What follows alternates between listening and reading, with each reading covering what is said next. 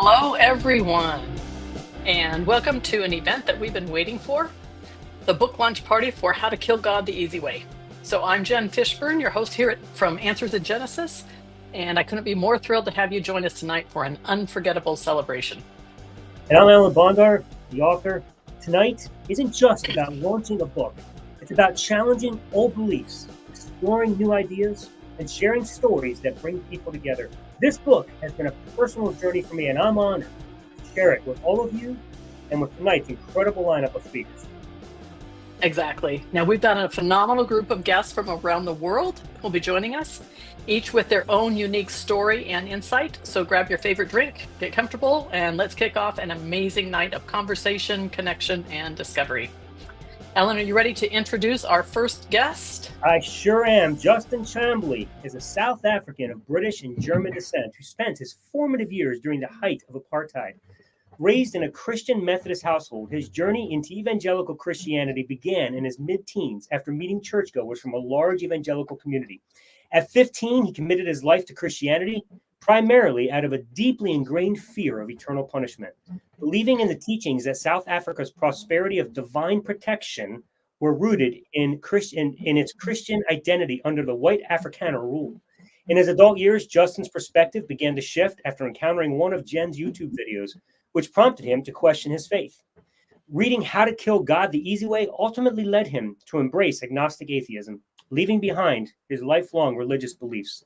Now, free from the faith that shaped his earlier life, Justin lives happily as an agnostic atheist, finding fulfillment in reading motivational literature, writing, and working from home in business administration and customer service. He is also working on his own book, which he hopes to publish in the near future. Justin and I became friends after he chose to be a test case for my book, and the fact that he's from South Africa and has a really cool accent made it a no-brainer to have him on the show. Hey, from South Africa, 11 p.m. and past his bedtime. Welcome, Justin Chamblee. Thank you, Alan. It's great to be here. Jen, it's great to be able to chat with you as well.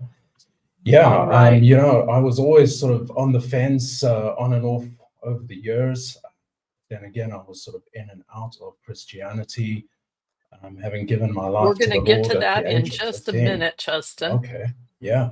So let me Okay. start off by asking you a question here. How Yeah. do you know Alan? Well, I met Alan after watching one of your YouTube videos where the two of you had a discussion. And, Okay. you know, when I saw Alan talk about his book, How to Kill God, the Easy Way, and looking for test readers, I immediately thought, hey, I've got to read this book, and I volunteered. So Awesome. after reading the book and writing a sort of quick review, sort of managed to get in touch with Alan as well. That way. Okay. So Yeah. now, how many years were you a Christian, Justin? Well, I would say probably on and off for a good 5 years. But then 5 it years. was So always not sort of not your whole life, like not most of my us. whole life. No. All right. No. And what do you call yourself now? Atheist, Well, agnostic? What do you call I yourself? You have would a call label? myself call myself an agnostic atheist, Okay. because I sort of have a far better understanding of what God is, or what most people perceive to be God, or the misunderstanding they have of God. Okay. So I think So even after, you know, okay, yeah. yeah, so why don't you take about 5 minutes and just tell us about your deconversion? So you've already alluded to watching us on YouTube, but Yes. that wasn't the only thing. Tell us about 5 minutes. What happened in your deconversion? I think over a period of time, you know, I always had, you know, the whole idea of God, Jesus, Christianity in the back of my mind. And I would always kind of cling to it. I would, you know, regularly sort of say prayers and things like that. But then over the last couple of years, I sort of started to really question, you know, the things that were happening in my life, you know, events that happened, prayers that really weren't being answered. And I think as time went on, I sort of thought, you know, I've really got to start questioning my beliefs on the whole subject, on the whole belief. I would say, yeah, definitely the brainwashing, indoctrination that I had. So you're in South Africa, right? Yes. And what time is it there? Well, it's now just after 11 o'clock at night, 5 past 11 11 at o'clock at night. night. So thank you so Yes. much for being with us today. So in South Yeah. Africa, because I'm not Yes. real familiar with that part of the world, is there so Alan's book is more from an American perspective because that's what we are, right? So in Yes. South Africa, is there a lot of brainwashing and indoctrination regarding Christianity, or is it just if you go to church? I think it's just if you go to church. Maybe previously there was a lot more, but as you know, times have changed. It's not really what it used to be. You know, for example, Christianity and biblical studies are not taught in schools anymore, Oh, okay. like they used to be. You know, in the old days. So So do we you always think thought that we made were it a Christian relatively country. oh, Yeah. okay, but in name only, maybe? Yes. Okay. Yeah. Yeah. Do you think that made it any easier for you? I mean, you've read the book. Do you think that made it any easier for you to walk away because you didn't have as much brainwashing and indoctrination maybe as we do? It didn't make it easy for me to walk away. No. No. No, it's taken me a while to really suddenly see things more realistically than the way I used to see them. Yeah. And so what kind Yeah. of things have you done that has helped you? What type of things have I done? Okay, as in, you mean Sorry, I don't quite understand the question. That's okay. Yeah. You said it was hard for you to walk away. It took you some work, right? So what did you do that helped you to walk away? I think I just started, listening to what other people were saying, listening to more scientific explanations on biblical events that happened in the past. Mhm. And I think overall, it just made me see that,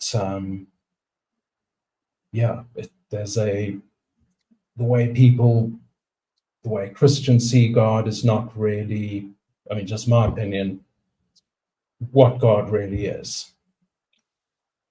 That's the way I see it. Okay. So do you still believe in God then? Well, I believe God exists in thought, creation, energy, and science. So for me, God is, exactly those things. Okay. I think everything can be explained in that way. Okay. And we're going to have people on, just for everybody who's listening, we're going to have people on tonight at every different stage in their journey. And so you'll see that, and that's fine, right? Yeah. So, Okay. Justin, you read Alan's book, right? Yes. What stood out to you in the book? Why was it important to you, important enough to write a review?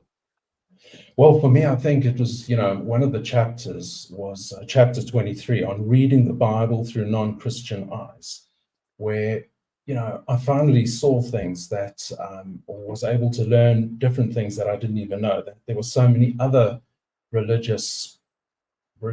religions, followings, faiths that all have a very similar narrative to that of Christianity, a savior that died and rose again. Mm-hmm. And I think that really got me, suddenly seeing that, there are certain religions that are much older than Christianity and have been around a lot longer. Mm-hmm. Whereby Christianity has only been here just over 2,000 years. It's So one it of the also new made ones, me right? think, why, if that is the case, what makes Christianity so special? That Mm-hmm. it would be the one and only true correct religion. Mm-hmm. Or a lot of Christian people don't like using the word, calling Christianity a religion. They want to call it a family, a relationship. So, that was something very interesting to me, and certainly got me feeling a lot different. And then, of course, was the chapter on the power of the Holy Spirit. Whereby people who are Christians will always see what they want to see and what they want to believe, irrespective of what is actually happening. And that goes the same with the chapter on prayer. You can pray for something, but what happens is what was going to happen anyway. Right. With or without the prayer, right? Your prayer is only going to be answered, I think, a certain percentage of the time, no matter which God you are praying to, or which religious faith you belong to. I think the chapter that really did change things for me was the chapter 18 on hell. The place that I always thought, okay, you're living your life. I'm living my life. It's like falling to the ground with a parachute on, and I haven't opened the parachute yet. I could hit the ground any second. So at least now I know that's where the origins of hell come from, and that it is actually not real at all. Probably not So that was real new to any you? more than heaven is. Mm-hmm. Yes, I And was was all so indoctrinated into believing in hell and heaven that it was very real to me, no matter what anybody would have said to me. Mm-hmm. I remember how shocked I was the first time I heard that someone say that hell wasn't hell. And And I literally said, "What the hell?" Yeah. Yeah. So you had a lot of really aha moments and wake up moments and just new kind of stuff as you're going through Alan's book. Is that kind of what I'm hearing you say, Justin? Absolutely. Absolutely. I believe And it's a book so, every person should read, every Christian should read. I think everybody, Christians, non-Christians, they need to really challenge their beliefs and maybe be a bit more honest with themselves. mhm, mhm. Well, that's very interesting that you say both Christians and non-Christians should read it. Why would you say that? Because I just think it is a book that gets you to see things more realistically, more, not just through, what you've been taught to believe, or, only seeing certain things through rose-tinted glasses, so to speak, because of your Mhm, indoctrination or what you've been told to believe in. And I just think it's a really great book. And you can learn so much from it. It's the kind of book that you'll always read and you'll always pick up something new that you might have missed the last time you read it. mhm. Yeah, it's got a lot of information jam-packed in there, right? Oh yeah. Alan, we just have a few seconds left for Justin. Did you have anything that you wanted to ask him?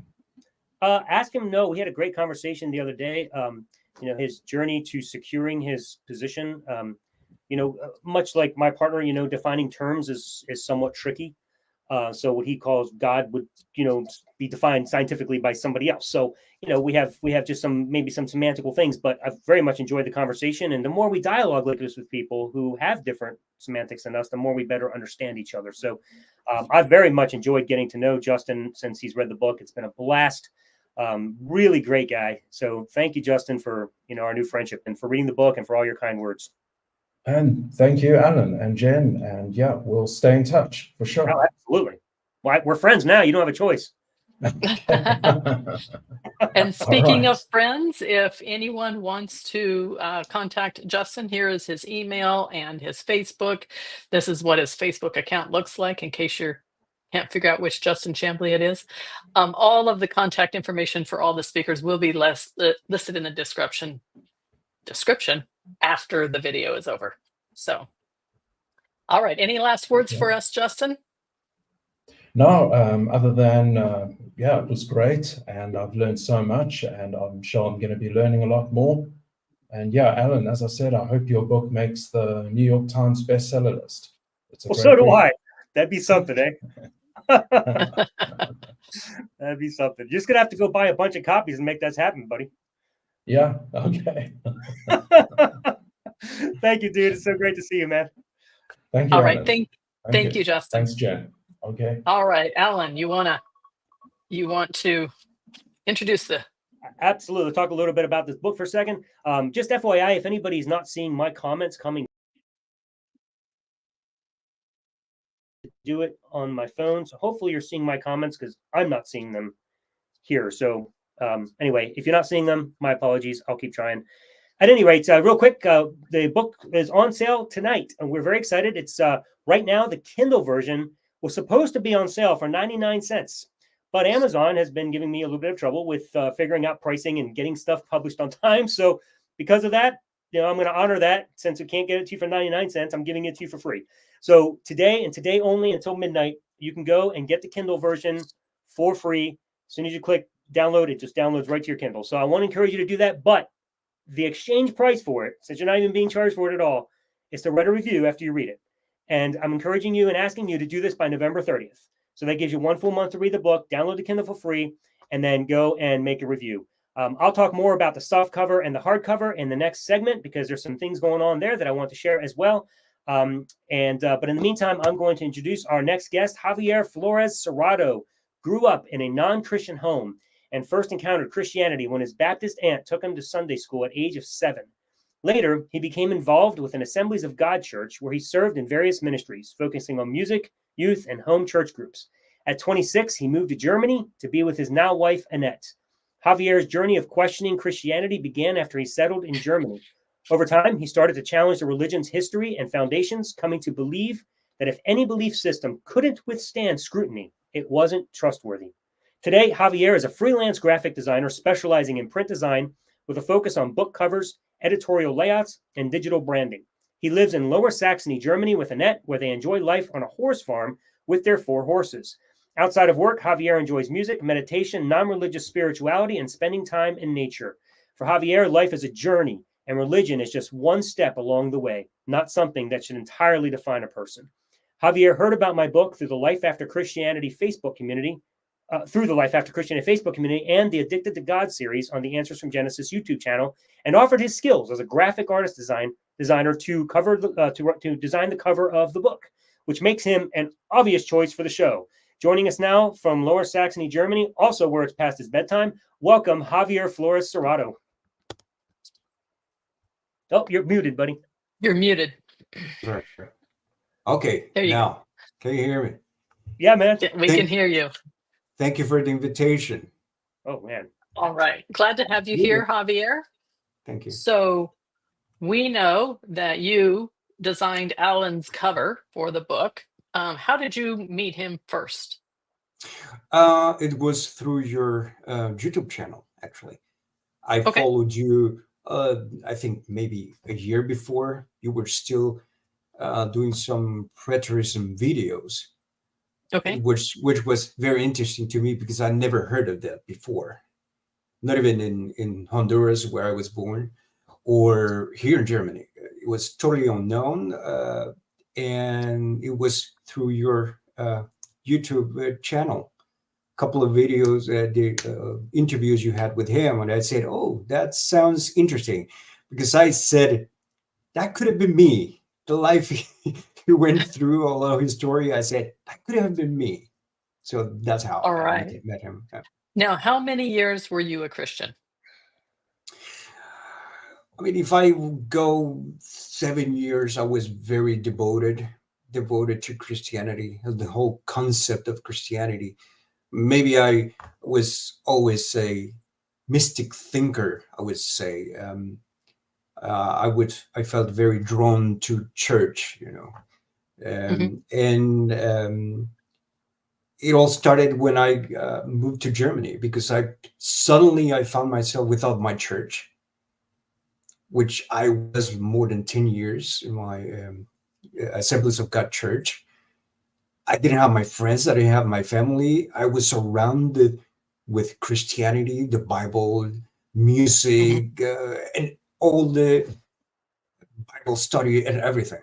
So I spent many years here in Germany trying to find a church like mine, which was literally impossible. Yes, because I was in Nuremberg. I mean, after landing here and trying to understand what is this place, what kind of Christians they are totally different very different. Christianity in Latin America and even in the U.S. I mean, Lutheran church, evangelical church, in those big, huge temples of stone with little heating in the middle of winter in Nuremberg. No one wanted to go to church. But it all started when I didn't have any environment for my Christianity to keep living. I spent my time reading the Bible and preaching and praying for myself, trying to, being in contact with my Christianity. And then that introduced me to thinking deeper into, why am I believing this? How come? And that was the journey that brought me into this today. And I would say I'm a mystical thinker. I believe that Christianity, with some things, is still useful for me, because as a mystical thinker, I would say my notion of the divine, I wouldn't say God, because God is very religious charged. I would say the divine, has gone bigger for me. It's not just Christianity. It's not religion is not church, it's not Bible, it's everything, and everyone can follow their version of that journey as they wish. Now There's you've read Alan's book, right? yeah, And you still believe in some divine being after reading Alan's yes, book? yes, Okay. yes. Because Now, the divine is more than religion. And in the past, you have people like I don't know, many mystical thinkers who didn't leave their religion, but still their notion of God grows so big that they become a danger to the religion, to the established religion. You know, and let's talk a little bit about how you left Christianity then. What was your journey there? the journey is just asking myself. I could relate a lot of what you said in your YouTube video, asking myself, first of all, I didn't see myself in the Bible, either culturally, mentally, in time. I couldn't see myself there when they say the sons of God, and they always talk about Israel. And I said, am I Israel? And the Christianity, they say, oh, you are brought to Israel and to be a part of the family of God through Jesus. And I grew up loving everything about Israel. We were taught you love Israel because of Jesus, and I was in that narrative. But then I said, I don't see myself there, and other things like original sin. What is original sin? I don't remember being a baby and say I'm a sinner. People told me I was a sinner. The Bible told me I was a sinner. My pastors told me, my mother told me, you must repent because you are a sinner. I never had a notion that original sin was real. I mean, it was just something in the mind that told you, oh, they are telling me original sin. And many other things like this separation between them and us, the Christians and non-Christians. And this division, it was very hard to come to those realizations, because it destroyed my life in the mind, and to see God as a father, Jesus as my companion, the Holy Spirit, and all that. So it was hard. I think those were part of the questions that brought me into believing that. Into stopping and believing in that narrative, the way I was thinking about it. The Christian narrative, is that what you mean? Exactly. Yeah. Let's talk a little bit about Alan's book. So you've read the book, right? Yep. All right. So what stood out to you about the book? What was it that made you want to be a part of it? Do the cover. Maybe talk a little bit about why you chose the cover. I think first of all, I saw it as an interesting project that I could learn something from it. As I say, I reflected myself in Alan's story, and I think it stood to me, his journey in this mental storm. What do I do with my life now? I thought this was everything there is from life. What do I do now? And this deconstruction, when I started my deconstruction, I didn't have a name for it. Deconstruction as a word, it didn't exist when I started thinking about those things, like a long time ago. I just said, I'm just losing my religion, like the song, I'm just losing my religion. I feel very guilty, and I said, maybe I am. And but one of the things is this: that I see in the book very prominent is the desire of Alan to tell the people, you can think like this. You are allowed to think and to grasp for your freedom. You can choose. And another part I would say is this reconstruction of yourself as a person, you know. And I think this reconstruction was something that this book offers Alan. It definitely will offer other people this permission. They will give them permission. I mean, they would say, it is okay if I think different. If it is okay if I find my way. And I think those are the things that I get from the book and the cover. I mean, the design of the cover. We talked about the design of the cover with Alan. He told me his ideas. My idea were similar to his, and but I saw this word deconstruction. I played a little bit with this word deconstruction in my mind, and I said, this is like an edifice. This is like a building. You have built your whole life in disbelief. This is a building, and as you see the word God, it's like falling down. And I said, that's the building. That's the building falling down. And the design is simple. I wanted to use a simple font, very strong and powerful font, easy to read. There's nothing wrong with that font. So, and that's why I follow this design. And one little thing that Alan doesn't know, the little line down there under his name, this is the road Alan is going, Alan Bondar, away from this building. Huh. And you didn't know that. I didn't know that.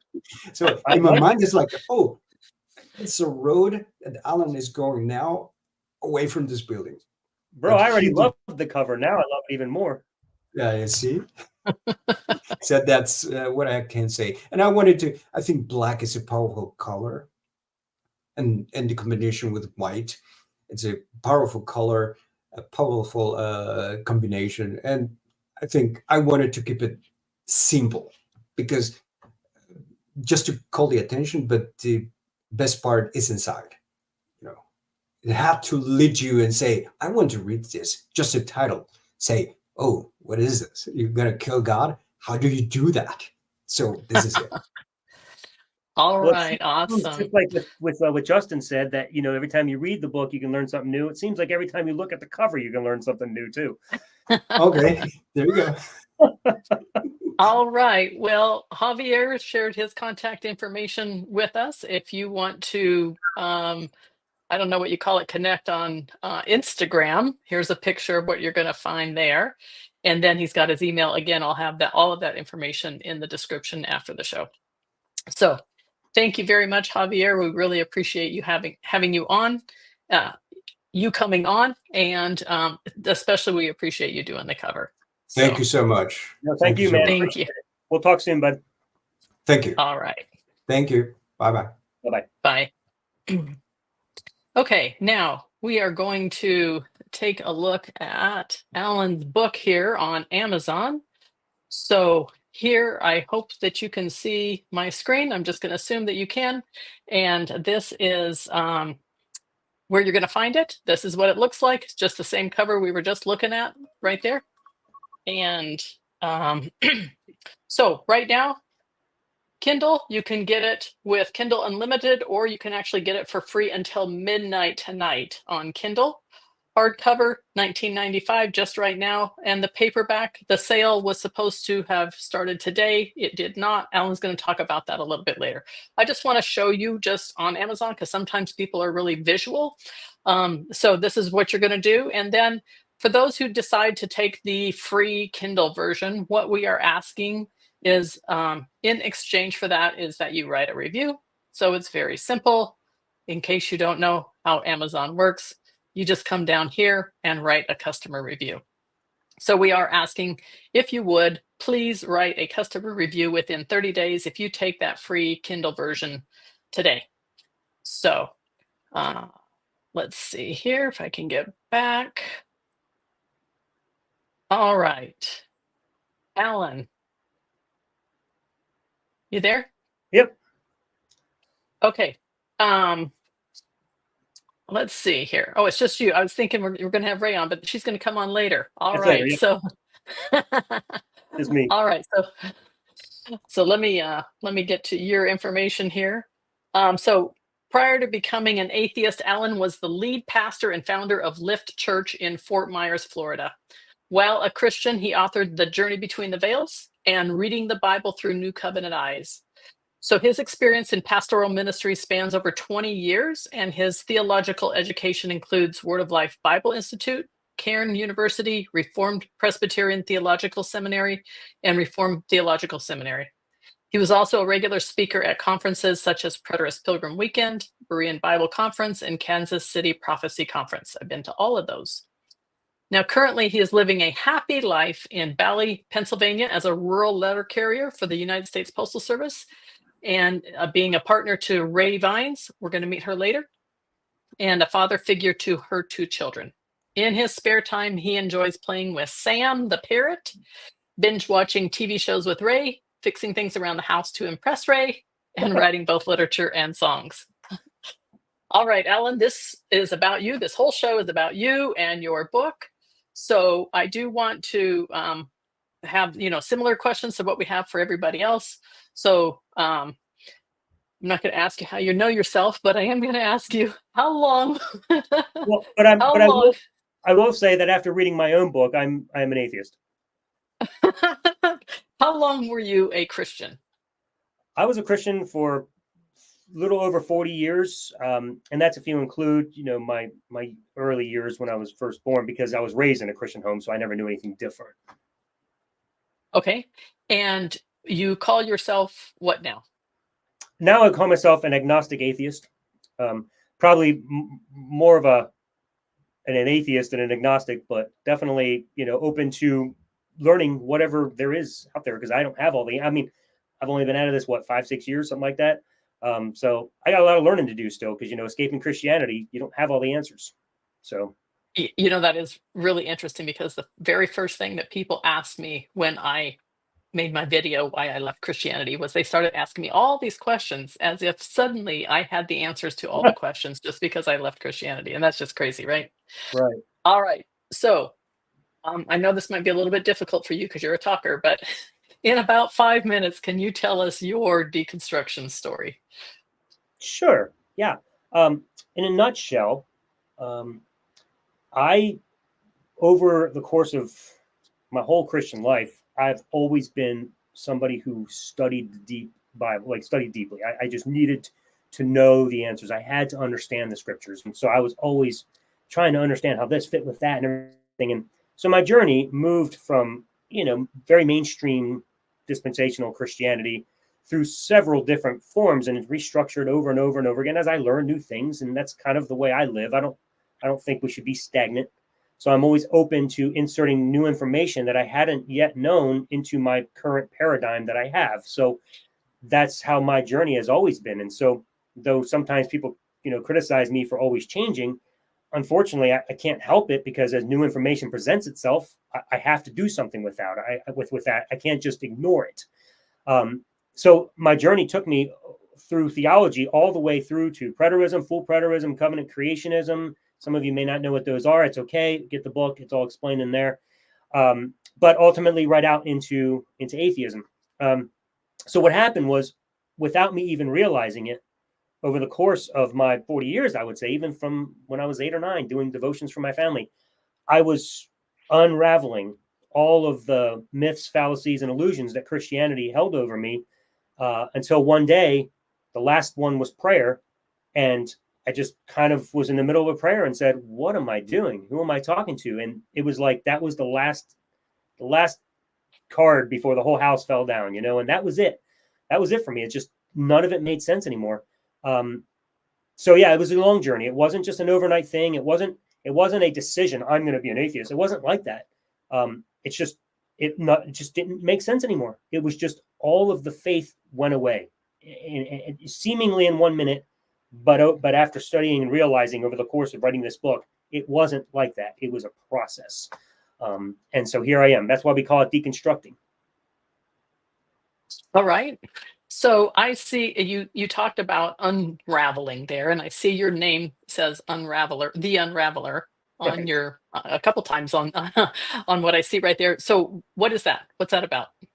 So one of my good friends now, Rick Welch, who also read the book and remained a Christian, though admittedly has challenged his thinking on some things. So we've had some great conversations. But one day he texted me, and because now we're friends and we joke a lot and stuff. And he says, if you were a superhero, your name would be the Unraveler, which I thought was really funny.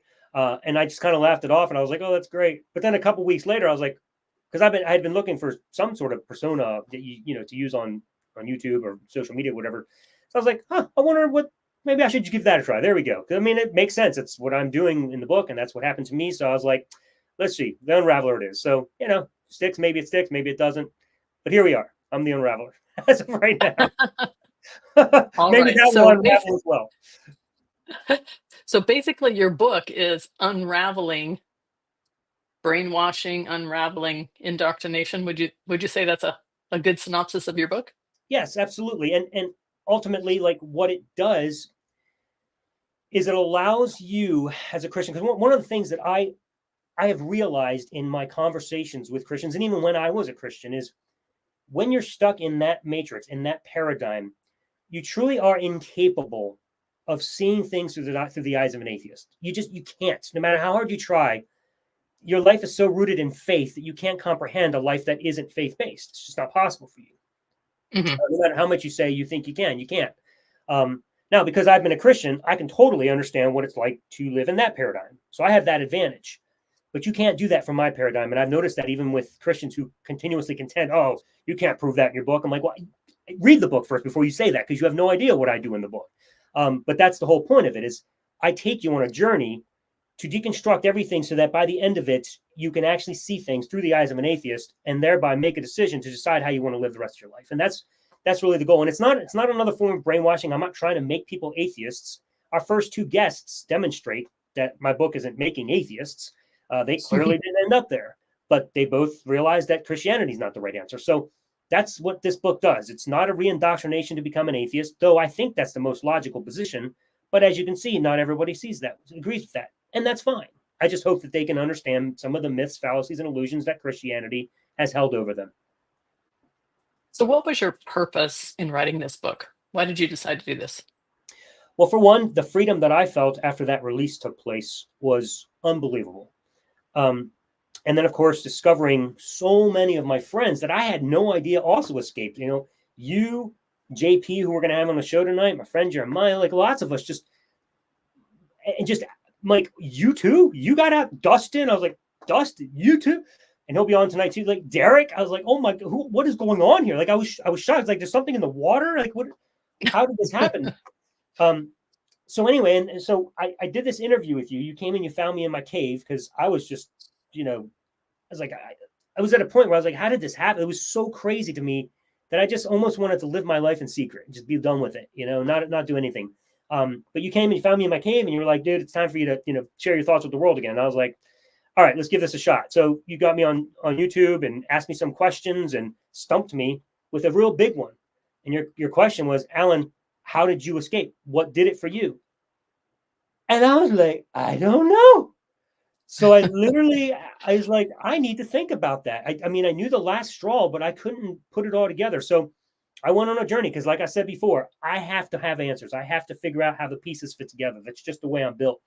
So I went for it. And I decided I'm going to figure this out. And when I figured it out, at least the way I think it works, when I figured out that being a Christian is similar to being an addict to any sort of drug, whether it be a behavioral addiction or a literal drug like smoking or alcohol, whatever. It could be like gambling.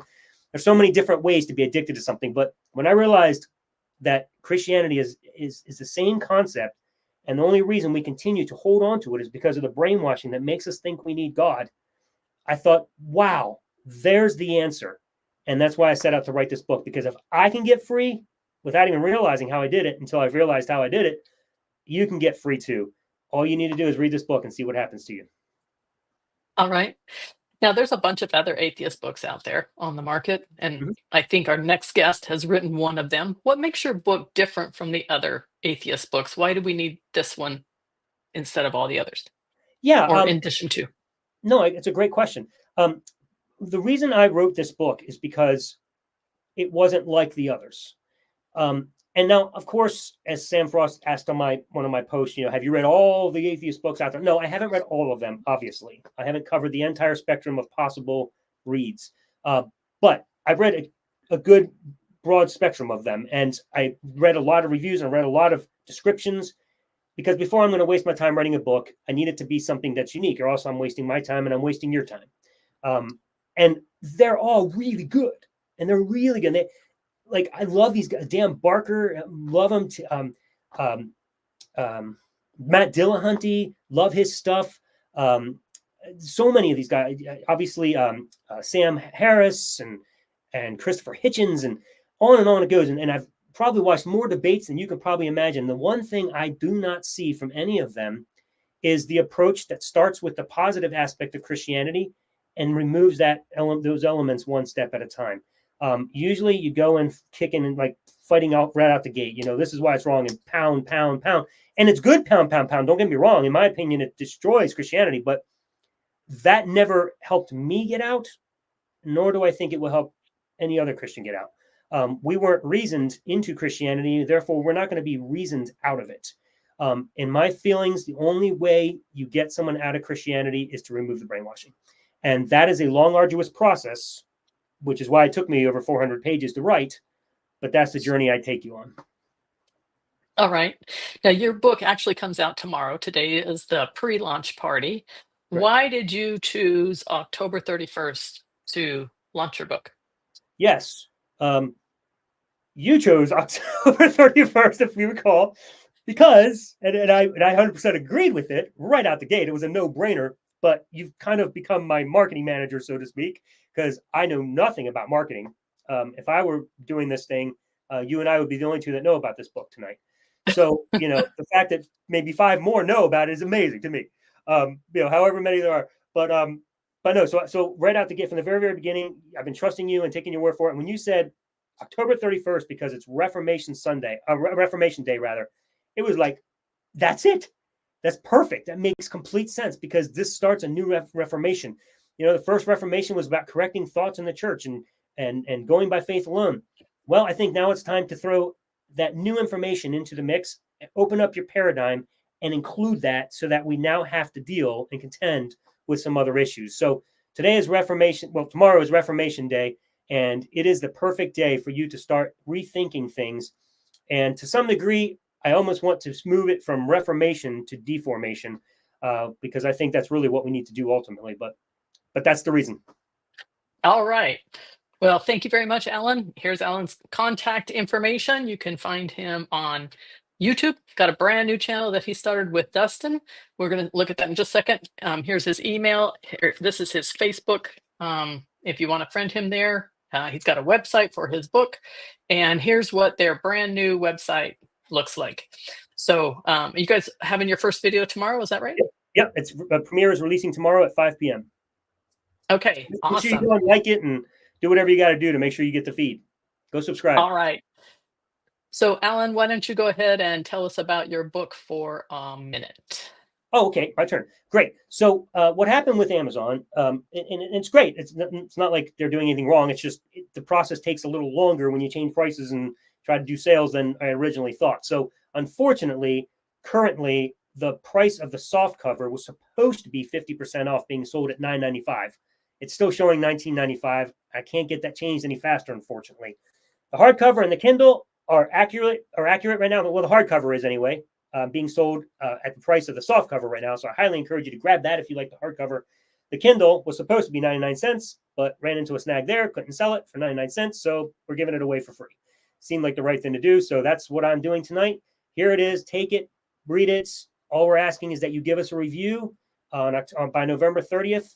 That's my only request in exchange for giving it for free. If you wouldn't mind doing that, we would really appreciate that. It would really help me not only know what's going on out there with the book, but also to get more people to know about it. So that being said, with the soft cover, I encourage you just in the next couple of days, keep an eye out. And when it does go on sale, it'll probably be on sale for a day or two. I can't guarantee when the hardcover will come off sale. It might go back to full price tomorrow. So hardcover, I would encourage tonight.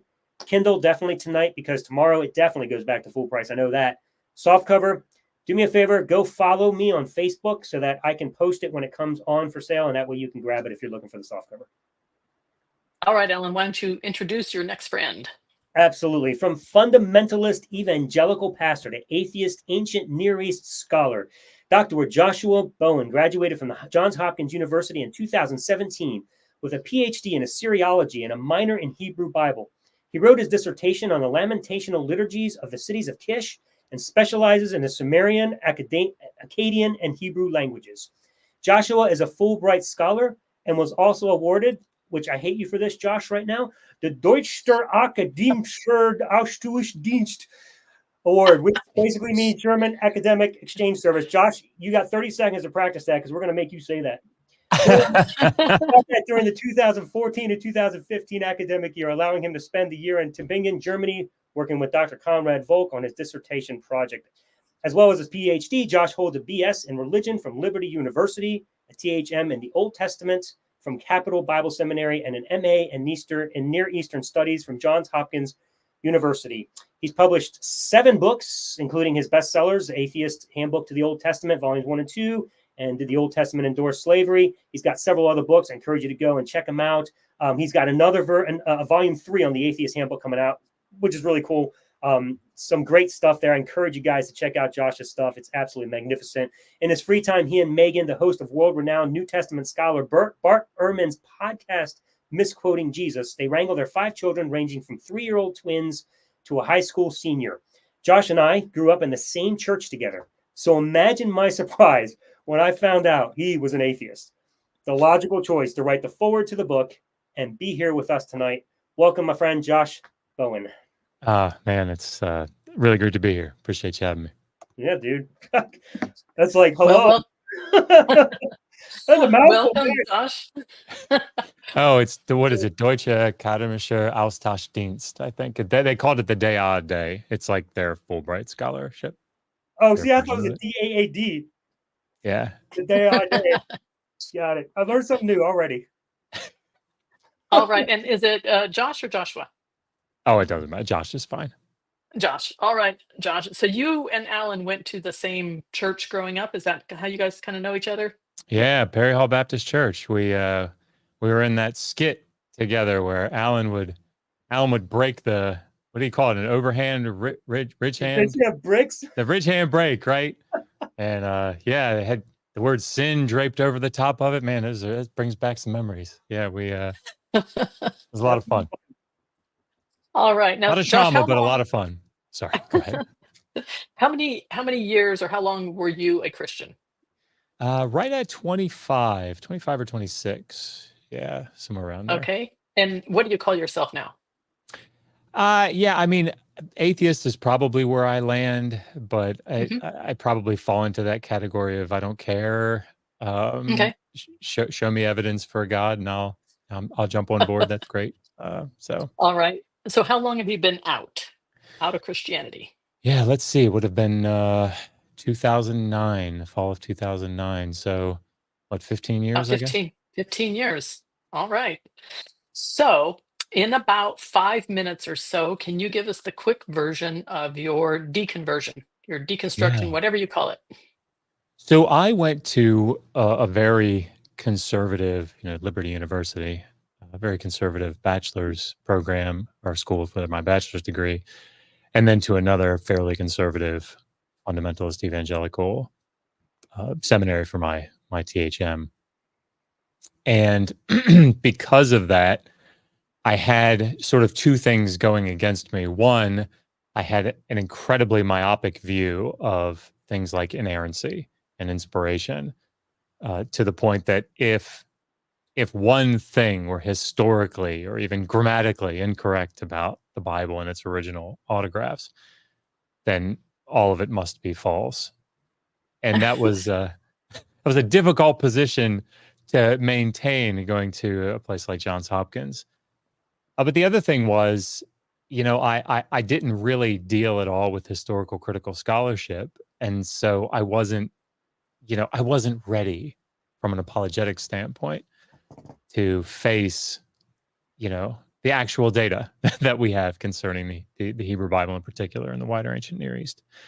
And so, I remember going into meet the students at Hopkins before the semester started, and a good friend of mine now, Andrew Knapp, said to me, "Oh, you're an evangelical?" And I said, "Yeah." And he said, "Well, we'll see how long this lasts."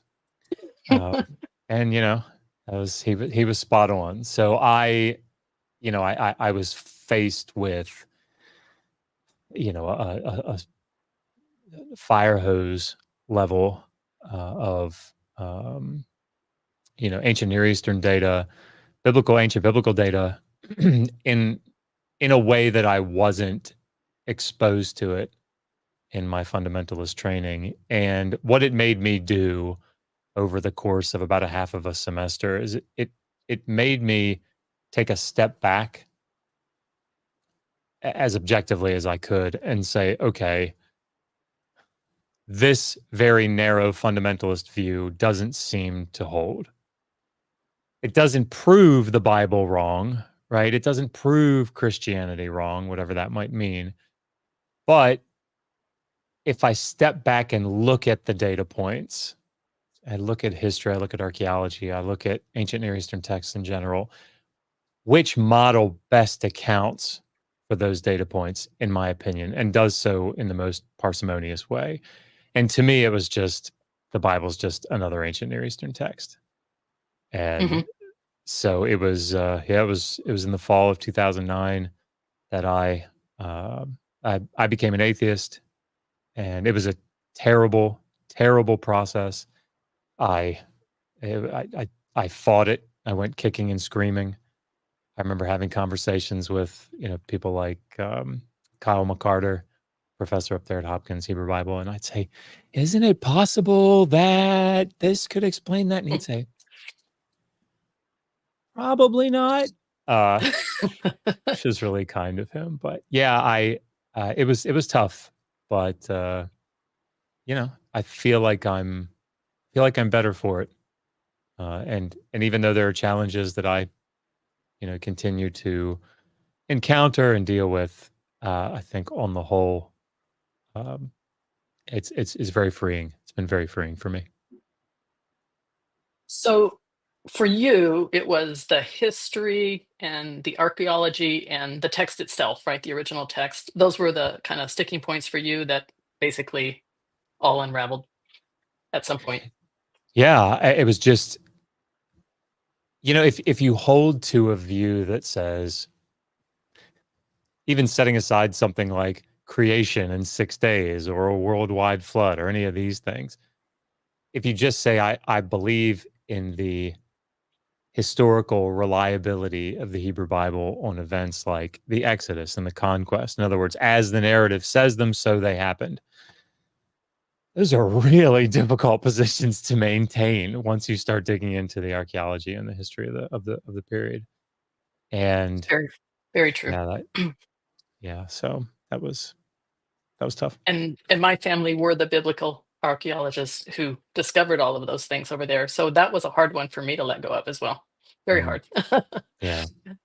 So now, Alan's book, you wrote the preface, the foreword. I always get those two mixed up. The foreword, yeah. The foreword. Tell me why you chose to write a foreword to this book. I was listening to Alan kind of answer the question about, why write this book with all the other atheist books out there. And the reality is that I think in a lot of cases, including me, when I write, I'm trying to stay balanced, right? That's what I have in my mind all the time. All right, I want to write this chapter on the Exodus and its historicity. Like, how can I give a nice balanced approach here? But there's a place for that, and I think that's important. But I also think we need people that will call a spade, right? And I think that when you read Alan's book, if you are thinking of deconstructing, if you are like starting down that path or you have deconstructed, that book will resonate with you. Because I remember reading through it for the first time and thinking, yep, I remember that. There's a particular chapter that I'm very fond of, and I won't remember the name precisely, but it's toward the end, or maybe the middle. I can't remember. But he talks about it was seeing the Bible through non-Christian eyes, I think was the title. Mm-hmm. And and I think I heard Alan say it, like, it's very difficult to see the world through a paradigm that you have not adopted. It's very difficult to do. And because he and I have been fundamentalist evangelicals, we have that paradigm, right? We remember what it was like, and we can sort of put it back on as we need to, or remember what it looked like. But as an atheist, as somebody that doesn't believe this anymore, it's very difficult, I think, to just put that on. And one of the things that really stuck out to me was there's a section there where it talked about, like, if a fundamentalist evangelical is confronted with archaeological data, right? They go read a book about Jericho or Ai or Dibon or Heshbon or whatever, any of these archaeological sites that are supposed to have been destroyed by either Moses or Joshua.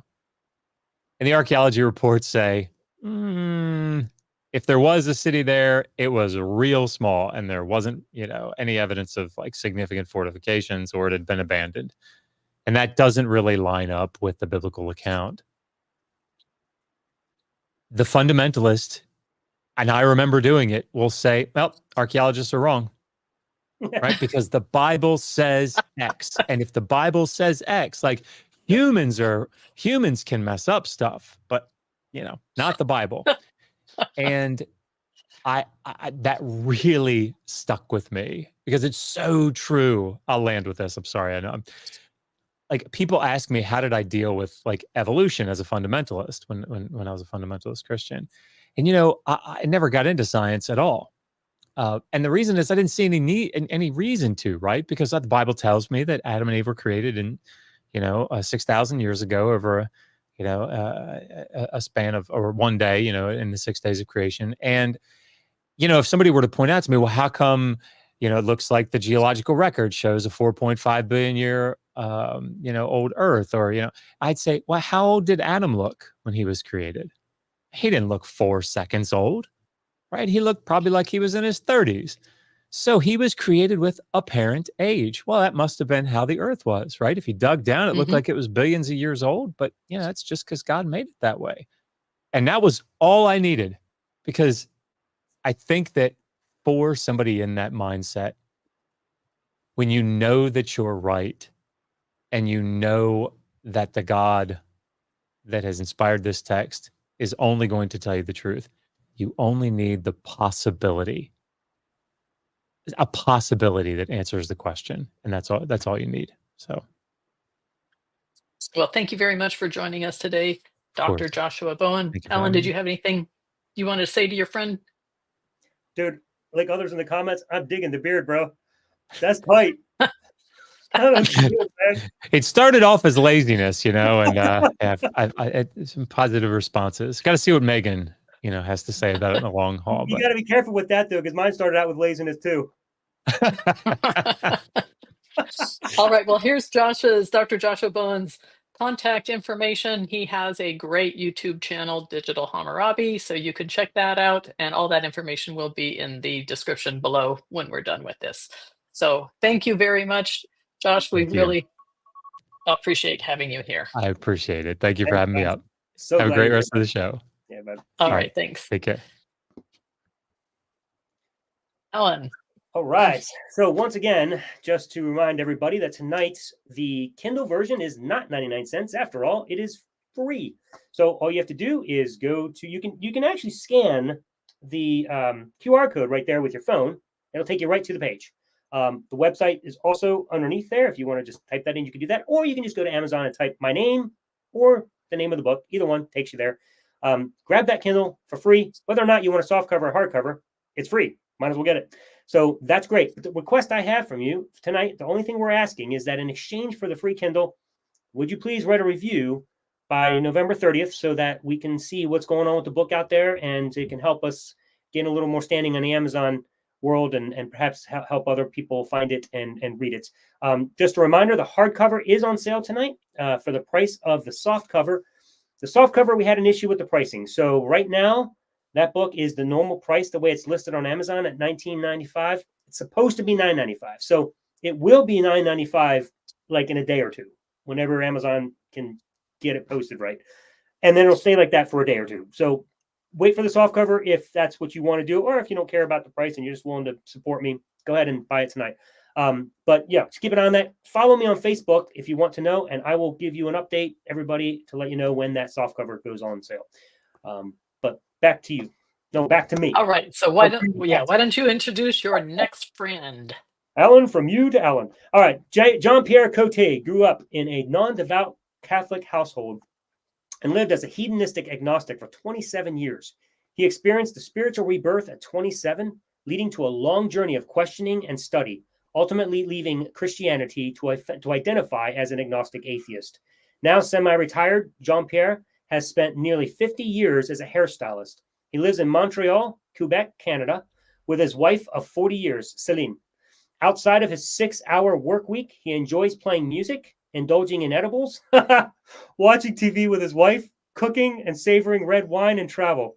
Boy, I want to hang out with you, dude. He also has a keen interest in international, national, and local politics. As a passionate atheist activist, Jean Pierre promotes the values of secular humanism and stands as a pro-LGBT egalitarian feminist. In short, he identifies as woke. Now, JP, as I refer to him and as his friends do, JP and I have been friends for many years and was one of the first friends I came to discover had escaped Christianity as well, thus deepening our friendship. So welcome all the way from Canada, JP Cote, eh? Bonjour tout le monde. Comment ça va? How are you? Vlog show. Is there a translation thing on there? What's up, Doc? What's up, All right. Well, welcome, JP. Yes, sir. Now, tell us, how did you first meet Alan?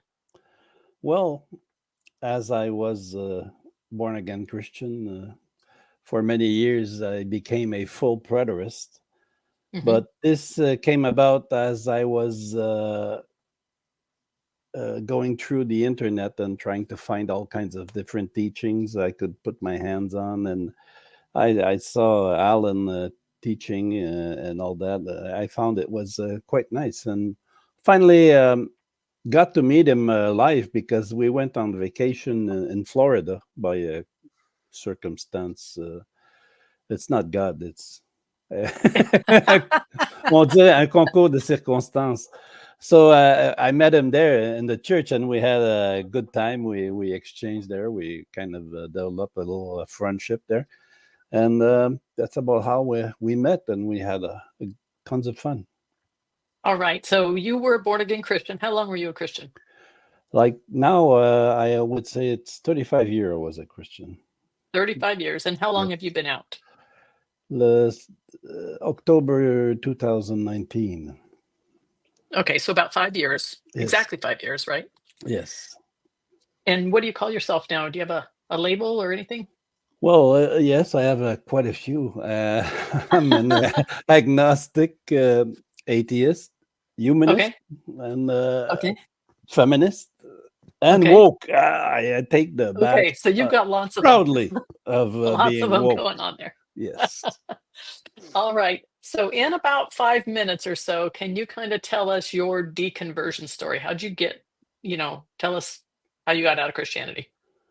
Yeah, well, since I was like a apologist, evangelist, and theology geek, I was really into theology, and I went through all the Armenian, Amyraldian, Calvinistic, and all kinds of millennial, post-millennial, pre-millennial, and all kinds of different positions. And I went through quite a roller coaster in theology.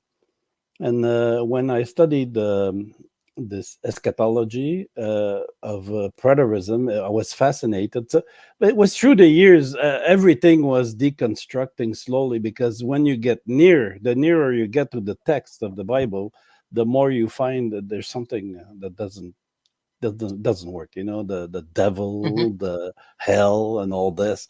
I mean, I used to preach. My first sermon was on hell, and there was a big hole in Russia where you could see the actual entrance of hell. That was my first sermon. So wait, can we get this online somewhere? Huh? Can we get this online somewhere? Oh yes, it can. I'll find it for you. Nice. And it was quite amazing, but it's in French. I'm sorry. Oh. Of course it is. And well, this is not German. No, That's German. Impossible to read, apparently. That's hard. Yeah. But then deconstructing slowly, and all kinds of stuff was falling from my thoughts, So, but one morning I just woke up, and it was it. It just like a little scab on the arm there. It just poof, it fell off. It was no more Jesus, no more God. It was over. I mean, I was working on it for many, many years, but and it was not painful for me. It was not painful. I think it's my temperament. I'm very positive and very sanguine. So for me, it was just a joyride, the whole thing. And but I had to get out of that roller coaster because it had no more sense. Christianity is absurd. It's a total waste of time. Well, so basically, you just studied one doctrine after another, and gradually it all just crumbled. Is that kind of what you're saying? Yeah, and I embraced them. I mean, every time I studied them, I was embracing them, because I was an Armenian, and then I heard the Charles Stanley about eternal security.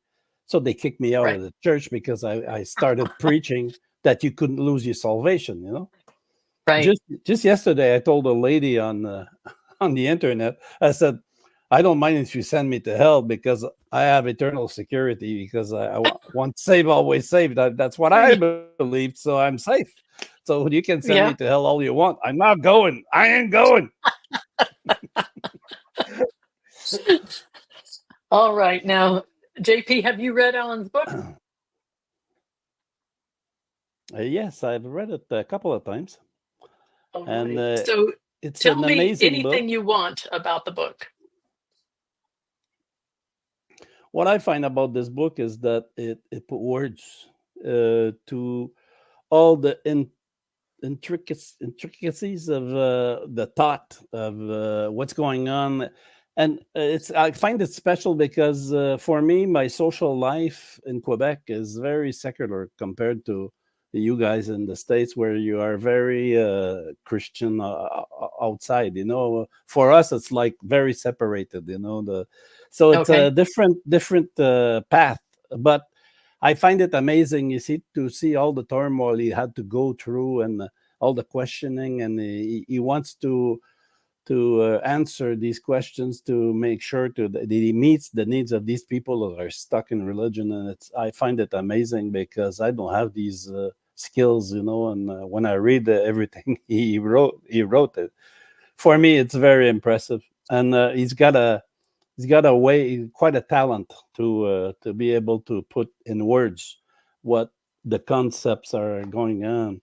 And I noticed that he works a lot on the brainwashing and the psychological aspect. And for me, I love all this aspect, but I have this other layer that I investigate, is about the psychiatry of it. It's all the chemicals in the brains, all the synapse and all the dopamine and how it works, how they fire up and this and that.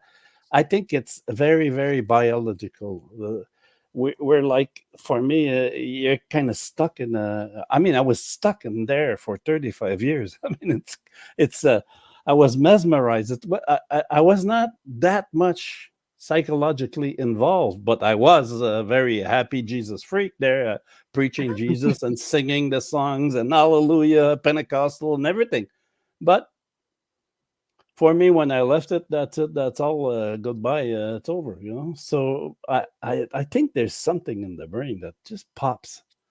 I don't know, something amazing. I can't. I don't have the words for it. I would need to talk to or read some psychiatry stuff. I think there's something there with the chemicals. Okay. Maybe because I was a druggie since I was 12 to 15.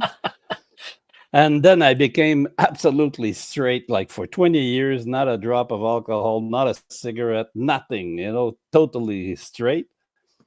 Then I started back on the bottle of wine here and there, but no exaggerations, but maybe that helped me to slowly let go of the religion. Mm-hmm. Yes, so you read the book. you were already an atheist when you Yes. read the book. What did you get out of it as an atheist? Definitely. What did you get out of it? Words to share for me, because I'm an activist. I mean, I go online. I'm always on Facebook, left and right, looking for an argument, But and that's not my argument. It's there, and then I hop in. I just wait, and then I say, "Oh, what an occasion!" And I just jump in there. I got words now. I got a few words for it, and I think it's very handy for me. Thank you very much. For me, it's some kind of counter apologetics. I use it like that. So would you recommend it to people who've already gone through deconstruction? Would you recommend that they read this book anyway? Anybody should read the book, because it's a fantastic story. When you look at Alan's life, and this guy, he devoted his whole life to taking care of people through the church, and then he found out that it wasn't because of a God. It's because he was a good boy. He's a good guy. That's why he wanted to take care of the people, and that's why I like him. He's a great guy. He is. He really is. Well, back at Alan, did you have any last words for your friend? Yeah, no, he's a great guy too. Like I said, I was very, very happy when you were there and I came out, because we've always had so much fun together. So knowing there was somebody, this was before I even knew anybody else got out. It was just you and me for a while, and my friend Jeremiah. But like, you and I had been doing a lot of hanging out. So I don't know, it's just really cool. So I'm very, very grateful for our friendship, and it's gotten a lot deeper because of it. So thanks for being on here tonight too and sharing your thoughts. Thank you for having me over. Yeah, dude. We'll talk. All right. Well, thank you very much, JP. We really loved having you. And if you guys want to have a debate or a conversation with JP on Facebook, you can friend him here. This is his picture, and of course we'll have that information in the description below. So thank you again, JP. Thank you. All right. And let's see, Alan. Am I up again?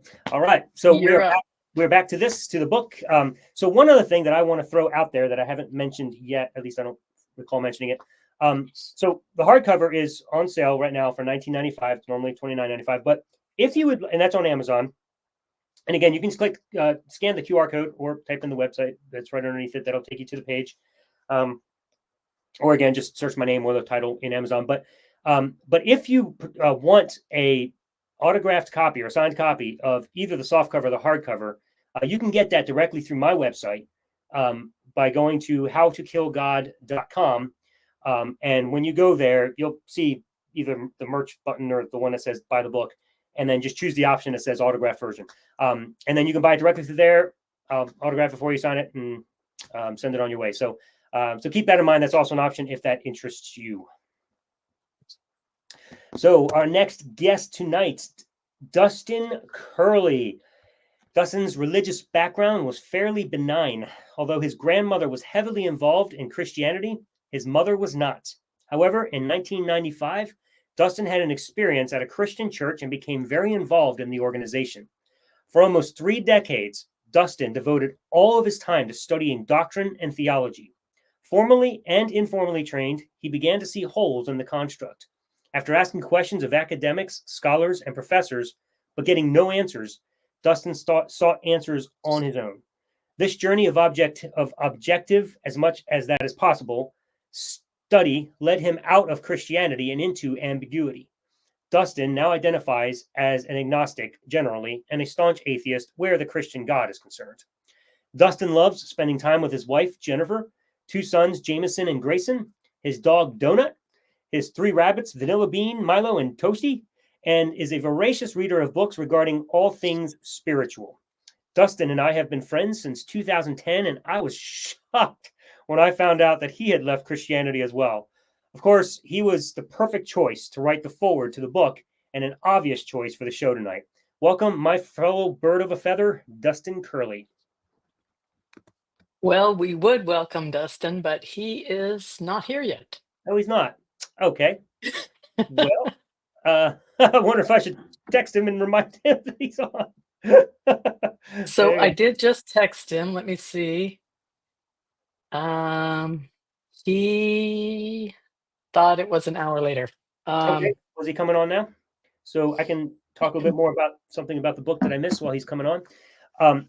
So I just talked about the hardcover, but while Jen's getting Dustin on the line, just FYI, the Kindle version is actually not on sale tonight for 99 cents. Turns out it's on sale for free. Or I might say it's on sale for the exchange of a review on Amazon. So get the Kindle version. Just go and click it on Amazon. It's free. Download it to your Kindle. Read it. And in 1 month, by November 30th, please write a review on Amazon. And that's all we ask in exchange for the Kindle. For those of you who are joining us now and haven't heard this yet, the soft cover is supposed to be on sale for $9.99 tonight, which is 50% off. But it's not, as you can see, because Amazon's taking a little longer to get the price changed on just the soft cover for some reason. So hardcover on the Kindle expire tonight. Well, hardcover might linger. Again, don't know when Amazon changes prices, but I know the the Kindle will be done tonight. But the soft cover will pop up. It'll populate at $9.95, and when it does, grab it. Or if you don't care about price and you just want to support me for the extra $10, go ahead and grab it tonight. But follow me on Facebook, because I will make a post when it does actually go on sale so that you can grab that. So anyway, that's the deal of what's going on with the book as of right tonight. Okay. So I just spoke to Dustin. He had the time zone wrong. So he and I are going to switch. We're going to flip. That'll work. Why don't you go ahead and ask me the questions that you have for me. All right. You can introduce me now, I guess. Yeah, I will do it. So we'll just remember Dustin's later. Jennifer Fishburne was terrorized into becoming a Christian as a young child after watching A Thief in the Night. The film gave her recurring nightmares of being left behind after the rapture because she had forgotten to confess some sin before bed each night. What began as fear grew into passion as she desperately sought to understand the truth of the Bible. Teaching countless Bible studies along the way, that pursuit of truth eventually led her to research more about the Bible, beyond just its teachings, which ultimately led her to leave Christianity altogether. Today, she is the atheist she never thought she would be, having realized there is zero evidence for any gods at all. Jen is now the founder of Savvy Jen, where she works as a registered financial consultant, dedicated to helping American homeowners pay off their homes early, financially protect their families, and secure their legacy through comprehensive estate planning. She lives in Omaha, Nebraska with her oldest daughter. Outside her professional life, she's also a certified health coach who loves living a healthy lifestyle. Recently discovering the world of TV, she's passionate about finding healing through stories that address religious trauma and messy relationships. Jen is committed to helping others navigate their own deconstruction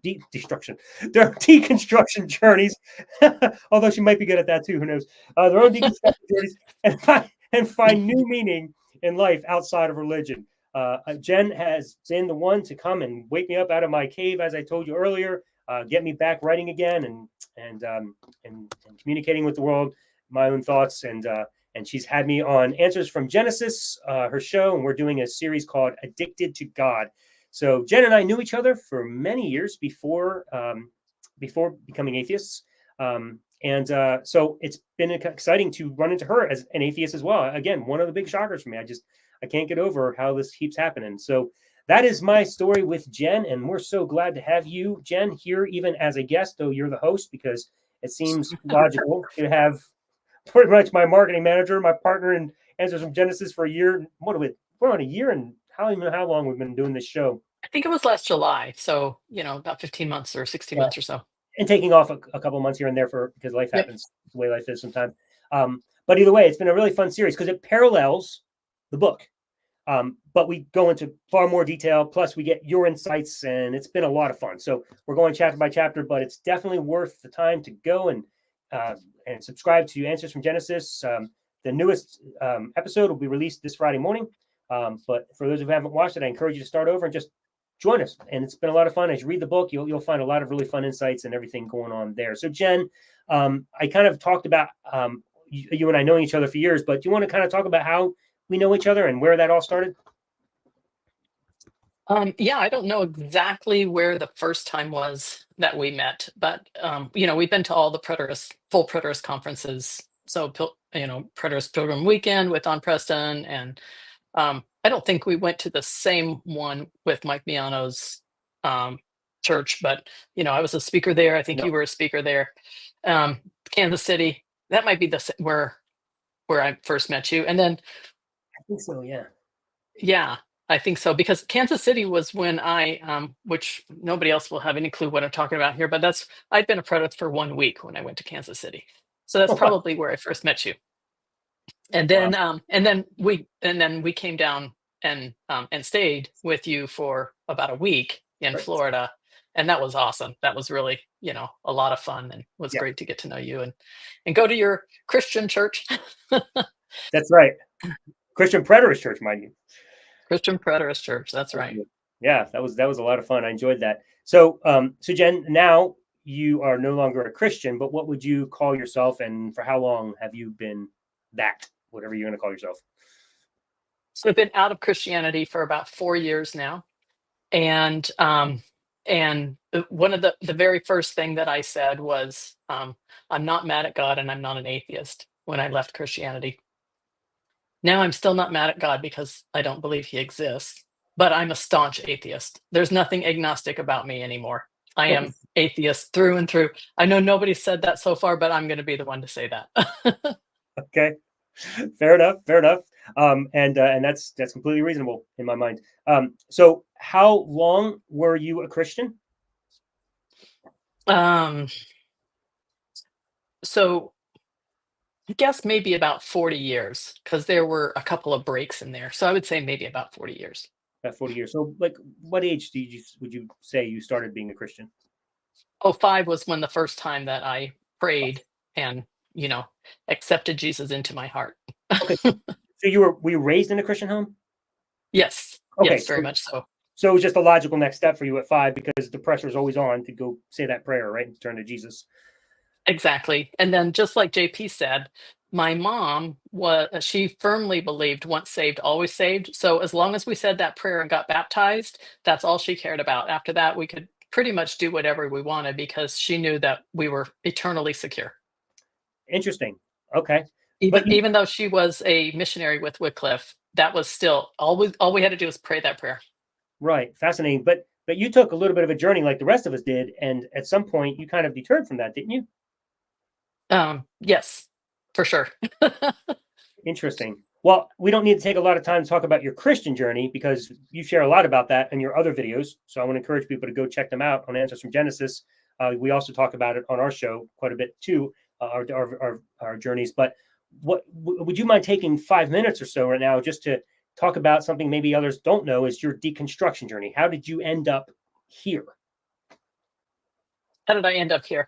That is part of that video, but just a short story is, so I've moved 47 times in life, and that's a lot. I like it. And no, it's not because I was in the military, although I was. But basically what happened when you move that much, you go to a lot of different churches if you're a Christian. And so basically every time I moved, I went to a different denomination. And so I had a lot of different experiences. And so I'm really glad that I did, because I didn't get stuck in that rut. And so there are some people that I know, they grew up in Church of Christ and that's what they are for their whole life. Or they grew up, Baptist something, and that's what they are for their whole life. And they don't really know what other people believe, even as Christians, because that's all they know. And they don't, they'll get on the internet and they'll argue with them about it. But I had, I think, the good experience of being able to go through all of these different ideas. And you talk about this in your book a little bit, about different creeds and different catechisms and all these different things. And I experienced many of those. And so that was very helpful to me to see, okay, there's not just one right way. There's not just one, but I was a truth seeker, and I still am a truth seeker. And that's what I call myself. And so I set out to find out, okay, what is the truth? So, and that journey, I think, started really when I was at Assembly of God, and they were trying to get me to speak in tongues. And they kept trying and trying and trying and trying. And I'm like, well, is that the truth? And that was really what started me on this focus of, well, how do I know if that's true? How do I know if me saying these words that I don't know what they are, how do I know that is actually true? And so I basically went through kind of like JP did, where I immersed myself in one doctrine at a time, and I studied it until I understood the truth of this particular doctrine, right? And so as I go through these, I am very, very much invested in learning the truth of the various doctrines. And then as I'm going through these, some of them would actually drop away. So the first one that dropped away was I believed that you had to believe the whole Bible. There are a lot of people today that are just New Testament Christians, right? They just throw away the Old Testament, and I didn't see the value in that, because isn't the Bible say that all Scripture is inspired? So I believed the whole thing, and so I was living my life as an Old Testament Christian. And so the first thing that fell away from me was the law of Moses. And when I understood, and it took months and months of studying 12 hours a day, I invested myself a lot. When I understood that the law of Moses did not apply to me, then I began to see Matthew 5:17, 18. Jesus came to fulfill all the law and all the prophets. So my next question was, well, if he fulfilled the law, what about the prophets? Because they went together. And so that's when I started studying more about eschatology. That's when I came into full preterism. I tell all of that on my video, right? So once the first thing falls, whatever you want to call it, that's the hardest one. That's what I want people to know from this. And then the next one was easier, and the next one was easier, and the next one was easier, until they just start falling like that. And anyone who's gone through the journey will tell you, I think, something pretty similar, is that the very first thing that you have to uncover, oh, that's a lie. That is like, that's so hard. You don't want to address that at all. That's your cognitive dissonance point. And once you get past that, then each step becomes easier and easier if you're willing to go through it. And I say that because we have a lot of full preterist friends, Alan, who full preterism was their first step, right? That's the first lie that they found that fell. But it was so difficult that they're not willing to look at anything else. And I want to say that if they read your book, that they're going to see that it's not as hard as it was to go into full preterism. It's right. Easier, right? Each step is going to be easier and easier and easier as they go along. Yeah. So we need to kind of cut this short. Maybe at the very end, I might talk a little bit more about your book, but just because kind of got off schedule, I don't want to be off schedule for the other speakers. Sure. So let me go ahead and here's my contact information. Here's my Facebook photo. I'm an atheist patriot, truth seeker. See, I told you I was a truth seeker. And here's my channel, which you guys are already at. So if you're not already subscribed, I hope that you do. So let me go ahead and share real briefly on where you can go. Let me see if I can get this to come up. Where you can go to get Alan's book on Amazon. All right. So here's the book. This is for people who are visual. It looks just like we've been showing all along. Kindle today is free. Remember that if you're going to get the free Kindle today, we only ask that you give us a review within 30 days. That is about 15 pages a day. So if you can read 15 pages a day and leave a review for Alan, you're just going to come down here. Very easy. Write a customer review. And then that really helps the algorithm. We all know about algorithms now. So that helps other people to see the book, and it helps it to go up on the chart. So that's what we're looking for. All right. So time for our next guest. Time for the next guest. Go ahead. Right. Derek Lambert. Boy, am I excited about this. As an ex-evangelical Christian raised in a military household, Derek Lambert discovered through the study of mythology that many biblical stories may be based on myth, more on myth than historical fact. His journey began with several years in Bible college, followed by an intensive study of Christian apologetics that extended from his teens into adulthood. This path eventually led him to create MythVision podcast on YouTube, where he now educates viewers on the Bible from a critical secular perspective. Derek lives in Kissimmee, Florida, with his wife, Ryan Lambert, and their 3 sons, Derek, Caleb, and Caden. Beyond his work on YouTube, he enjoys spending time at the gym, exploring Florida with his family, and playing Call of Duty with friends. Derek and I come from very similar paths, even journeying through full preterism. Oddly enough, we never had the opportunity to meet until we were atheists. And of course, our first conversation was very cool. Derek interviewed me then on MythVision and helped spread the word about the book, making him an obvious choice to have on the show tonight. Everybody welcome Derek Lambert. What's up, bud? Yeah, man.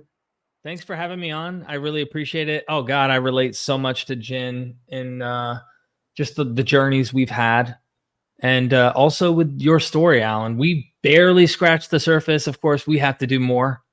You know that. And yeah, there's something amazing about finding that freedom. And you think there's nothing on the other side. It's empty. It's void. It's darkness. It's drug addiction. It's hate. It's destruction. It's all the bullshit, that you get fed. And then you find out, oh my gosh, there's something joyous about it. It's like its own fulfillment in a way. It's like another experience that you get to have in life. So thanks for having me on. Yeah. Thanks for All being right. here. Well, thanks for being here, Derek. And so first of all, how do you know Alan? You guys just recently met as atheists, but how do you know him? I know full preterism probably, right? Well, I've heard from through the grapevine of preterist, you know Alan. Everyone has heard and knows of Alan. I mean, he's a juggernaut in his own way. And there's stories that were circulating amongst the crowds of this guy went off the deep end, toward the end of our exit, if you will, from Christianity. They were like, oh, he's gone off the deep end. He's kind of lone ranger, lone wolf kind of thing. And I never met him, never bumped into him. I met you, Jen. We had, dinner or lunch? We hung out multiple times in Blue Point Bible. And then I get a call out of nowhere. Joshua Bowen was like, hey, I went to the same church with this guy. And I'm like, shut your mouth, man. You have got to be kidding me. How do you find a weirdo preterist like us? I mean, how in the world does that even work? It just blew me away. Anyway, that's how we met. I was like, let's talk about your book. I want to help them get more attention. I really do think people should at least understand and know what the arguments are so they can have a strong defense, All right. So we're going to get to that in just a minute. But first of all, how many years were you a Christian, Derek? Oh, that's, it's kind of one of those, I think as a child we prayed and I believed as a kid and did prayers with family. But I remember committing with that day that I'll never forget, walking down the aisle in 6th grade, elementary school, accepting the Lord, having this absolute placebo on steroids to the point where my bosom was burning like it says, the fire in your bones kind of thing. And that whole day I felt the Comforter. And I knew, so experience becomes knowledge and they fuse. And now because you felt. And it was that day that I think I really got committed and it was serious. And then there were girlfriends, and then there were bonfires, and then there was alcohol, and then there was Jesus, and then there was the gym, and then there was drugs, and then there was Jesus, and you get the point. Yeah. So I don't know how many years that is, but it was about. So you went in and out. In and out, but I was always a Christian. A couple I times. was always a Christian, though. I never didn't believe. I just struggled. I had traumas. Dad was alcoholic, military, every third word, mother, blah, blah, blah. Like it was tough. And I made it out. I think I deconverted. It's hard to know because I wouldn't confess it publicly on MythVision till maybe 4.5 years ago, maybe. It was right before I did.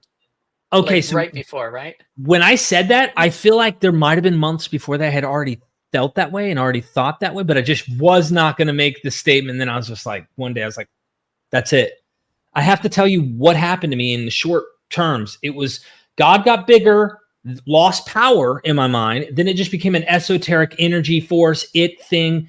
And then eventually it's like, hold on, like the utility for it wasn't even there. And then science started coming in and it was like, hold on, this actually makes more sense than what I thought. And it just disconnected on its own. Kind of like what Alan says, like, out of nowhere, you're like, you really don't need it. You think you need it, but you don't need it. And then it just drops off. Yeah. And what do you call yourself today, Derek? I call myself atheist. You call me douchebag for all I care. No, I'm just kidding. Atheist, skeptic, human. Like I challenge and doubt, right? And I go through the emotions, but I think I would call myself an atheist because I take the firm stance that the gods we have ever thought of do not exist. They are man-made concoctions created in the imagination and perceptions of humans. Whether or not there's something out there beyond our primate comprehension that makes sense of the universe, I don't even think the term God, we could call it that, but I don't think that's ever been the idea of what God was. And then eventually we start changing the mode to where eventually naturalism's now called God. And it's like, really? Do you have to make God fit every box? So you get the point. Right. So when you were on MythVision, then were you actually going through your own deconstruction, like publicly? That's kind of how you went through it? Yes, I did not. I never, and I'm sure like all of us on the panel, never ever saw the day come that we weren't going to believe in Jesus, God. Yep. We were always, in fact, believed from our being Christians. We were called. We were chosen. This was our destiny. And in a way, kind of is. But our destiny is where we are. You see what I mean? So I never thought this day would come, and I just wanted to follow the truth. The truth led me out. And I believed as a Christian, I used to pray this. I got a video coming out. You might like it, Jen. It's really, really interesting telling kind of that journey. But I prayed when I was young as a little kid because I loved the story of Solomon and cutting the baby in half for the two mothers, the wisdom of that man. I said, I want the wisdom of Solomon. And I said, in a way, that prayer came true, except I've deciphered truth from falsehood and gone down a different path. So that's the law of attraction, right? Right. I went for what made the most sense. Yep. All right. So, what was it? You said, just one day you got on there and you're like, you know what? I don't believe anymore. What was the sticking point for you? What was the straw that broke the camel's back? That's why I say when you ask me when, I can't tell you exactly when, because what happened with me, Jen, is the Bible's fulfilled, 100% fulfilled. Everything kind of gets interpreted, as you saw the debate maybe the other night. I don't know. But like everything is like, did I tell you guys I'm a trillionaire, by the way? I mean, a trillionaire. Yeah, I'm a trillionaire. It's metaphorical trillionaire, but like I'm a trillionaire. So you realize that for preterism, like, okay, everything's fulfilled. And you see the hate and the killing and the death and everything that really goes on in the world, the bad stuff that happens every day. And you go, that's a weird thing to think everything is like, here's the new heavens and new earth. And there's no practical worldly implications that indicate that. So what happened was I noticed the temple's destruction was supposedly the true visible evidence of the judgment. Where's the visible evidence of the resurrection? Where's the visible fulfillment? Red flags. Well, I was still a full preterist when I left Christianity in a way where I interpreted the Bible that way, but I became an astrotheology, its mythology, legends, and comparative stuff. It was down the road that I actually started considering critical scholarship, hearing about contradictions. I didn't even believe in contradictions when I first escaped Christianity. It's the oddest little back hole alleyway out that I wasn't confronted with moral arguments. I didn't give a crap about contradictions. None of that. None of the atheists, Christopher Hitchens and Dawkins. It was, see Samson? See Hercules? That's the Israelite version of Hercules. And I was just like, hold on. Then why do I think that guy is real and this guy I've always thought was myth? What if they're both myth, the guy was saying? And he just let me make up my mind and realize, oh, snap, these are myths. And what are they telling us? They're telling us other things, not literal, but the star, the sun, moon, and stars with the zodiac and all that kind of stuff. So I went down that path. And then eventually you do get confronted with problems. And then it's easier to accept that they're there because I've no longer have the fundamentalist bubble of literalism and I must have this belief. I was able to drop it. So this is a weird path out, but I did. Sorry for the long answer. That's okay. So let's talk about Alan's book a little bit. Have you read at least part of it, or? I haven't gotten too far. Alan, forgive me. I know that I've committed the unforgivable sin.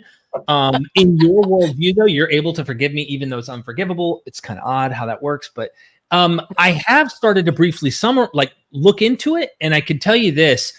It's so practical. It's so common sense. And it makes so much sense. Anyone who reads the book will literally, any part of it, by the way, any part of it, even if you didn't get to the whole thing, I relate to you on so many levels. And it's so you're not trying to attack. That's what got me out, by the way. It wasn't this attack. From what I've read so far, and I haven't gotten too far into it, I've gotten about 6-7 chapters in. It's not confrontational in that way. You're not being derogatory or trying to kind of hitch slap us. You know what I'm saying? That's what I feel. So you're already an atheist. That's actually really positive to hear because, ironically, that's one of the criticisms I've received from Christians that read it is the exact opposite, that I have been really antagonistic and slapping them upside the face. That's because you think about it. If anyone makes a criticism at all, even if you're giving them brownie points, you're trying to be positive in the process of being critical, which is any manager who's ever managed anything knows they start with positive when they're about to critique. Hi, look, you're an outstanding employee. We really love you here. But, and then you got to give them the bad news. That's kind of this book. So no matter what, when they hear that letdown, they're going to feel that way. But I feel you did a damn good job of trying to relate on that experience so far as I've gone. I haven't gotten too far. So what's something that stood out to you? Have you learned anything new so far from it, or anything that stood out to you? Or I think what I read with our interview, so I have to cheat and use our interview here a little too, is how this is the psychological aspect that Alan is approaching this in is one of the smartest ones. Atheists always combat thinking confrontation, attack. And just like my video I have coming out, which I was just explaining ago, I did not like Christopher Hitchens. I did not like Richard Dawkins. Every debate they ever did, I always was rooting William Lane Craig. You know, the list goes on and on with the apologists that they were engaging with. And I didn't like them because they were confrontational. They were outright attacking my faith. I did not like them. This was like a loophole, that backdoor kind of approach, which was good because that's what got me out. I was never going to be persuaded by the bold, blunt atheists that were confrontational with me. It was more the soft-spoken, gentle, and a guy I can't name who called me, who was he's actually on the list of your panel, by the way. But he always told me never to mention his name publicly because his mother would croak and die if she found out that he wasn't a Christian. And he said, I don't care if you believe or don't believe. I'm not here to make you not believe. I just want to tell you some information I learned. And I let my guard down. And when I did, that's what happened. Awesome. Well, thank you very much, Derek. We're really, really happy that you could show up and be here today. So here's Derek's contact info, and you have 2 YouTube channels now. Is that right? I have more, one's in Portuguese and Spanish and all that kind of stuff. But yes, those are the. All right. Well, I got the main 2. Did I get the right main 2 here? Yes. Good job. Well, before you go, I just want to say, interesting, because you were saying earlier when you started out that, you knew who I was, you knew of me from preterism. People would say, blah, blah, blah. Or he's going, it's funny because it seemed like no matter who I would talk to in preterism, as I would share my ideas, they would always say, have you talked to Derek Lambert? And for some reason, no matter what, we never connected. It was the craziest thing. But I heard that all the time. Have you talked to Derek? So, when I found out that Josh knew it, I was like, seriously, I can finally meet Derek? This is crazy. And it was really cool. And by the way, I apologize to you and any of my guests and viewers or anybody, when you see me looking down while you're talking to me, I'm not being rude. Jen gave me one task tonight, and it was to put contact information in the comment section. And of course, I can't do it. It won't let me make comments. So I had to go through my YouTube on my phone and try to do it. And I'm still not sure they're getting it. So I don't know, man. Are we getting it, or am I wasting my time here? That's okay. That's why I made the slideshow, Alan. You don't have to do that anymore. All right, so we're done with that then. I don't need to look. We're done with that. Right. So thank you very much, Derek. And let's catch up sometime soon. We will, for sure. All right, Alan, tell us about your book. Oh, right, my turn about this. Yeah. Okay, so we're back to this. One last time. I'm not sure I have a couple more times to do this, but tonight we were supposed to be selling the Kindle version for 99 cents. And unfortunately, we are not selling it for 99 cents anymore. Fortunately, we are selling it for free. Well, not for free. We're actually asking in exchange for a review to be written on Amazon after you buy the book and read it. Trying to ask you to do it within a month. So by November 30th, if you wouldn't mind reading the book and just giving us a review, giving me a review on Amazon. That way I can see what's going on and how it's affecting the world. And it also helps, the ratings in Amazon, but it's free. So if you don't mind, in exchange for that, just give us a review. That would really, really help. The soft cover is supposed to be 50% off tonight at $9.95. Unfortunately, Amazon isn't keeping up in time with the price change. So that probably won't change that price until tomorrow or the next day. So just make sure you follow me on Facebook so that you'll hear when it does go on sale. I'll make sure I make an announcement, then you can go and you can buy it. Unless, of course, you don't care and you're here to support and you just want to pay the full price. I'm not going to argue with that. The hardcover is on sale right now for $19.95, which is the price of the soft cover. I encourage you to get that if you're going to get the hardcover at all, because that will also probably change back to the regular price tomorrow or the next day. No guarantees when. But if you would like an autographed copy of Soft or Hard, go to howtokillgod.com and you can buy it directly from me. Next guest, we are excited to have Tim Mills. Oh my goodness. Tim Mills is the creator behind the YouTube channel Harmonic Atheist, a platform focused on helping people who have escaped Christianity to share their stories and heal from religious trauma. Through interviews, monologues, poetry, and sometimes even music, his channel focuses on understanding the mythology behind Christianity and reclaiming our identities after deconversion. He is a single dad and father of 4, and he loves guiding his kids toward a life of autonomy and self-discovery. His own journey from devout Christian to atheist has shaped his mission to help others reclaim their identities and find hope beyond belief. Thanks to Jen's introduction, I have had the privilege of getting to know Tim and also be interviewed on Harmonic Atheist to promote the book. We are privileged to have Tim Mills join us tonight. Welcome, Tim. Thank you so much. Can you hear me okay? Yep. Yes, we can hear you fine. Thank you so much for having me. It's great to be here. Congratulations on your book, man. It's really, really great stuff. Thanks, bro. Appreciate it. It's exciting. 2 years, man. Whew.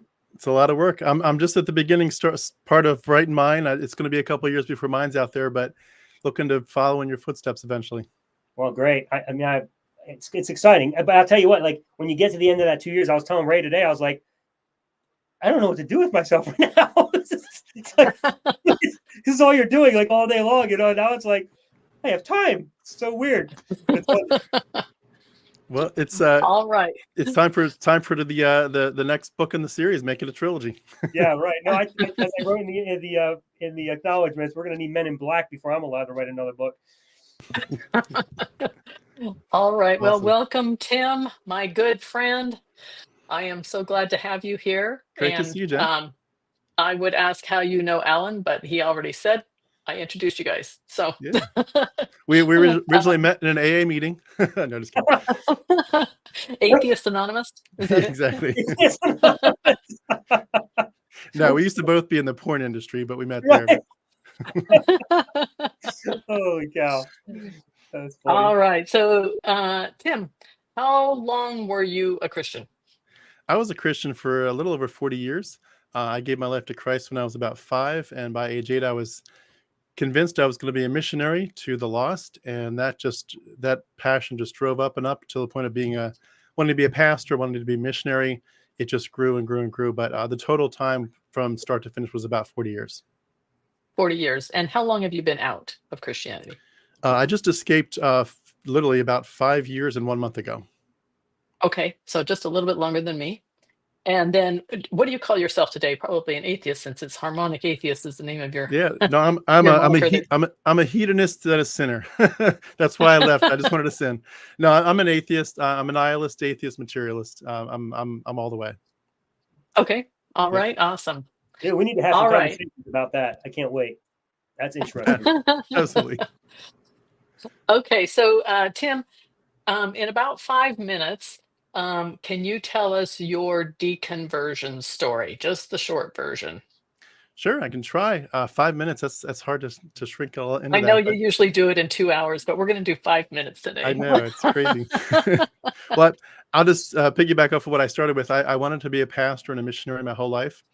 I loved the Lord. I loved the Word of God. I spent my entire childhood listening. I was in a home where the Christian radio was on in the background, like most families have like songs on, or the TV on. Mine was Christian radio. We had preachers on all the time, hours and hours a day. I grew up with that as my background music.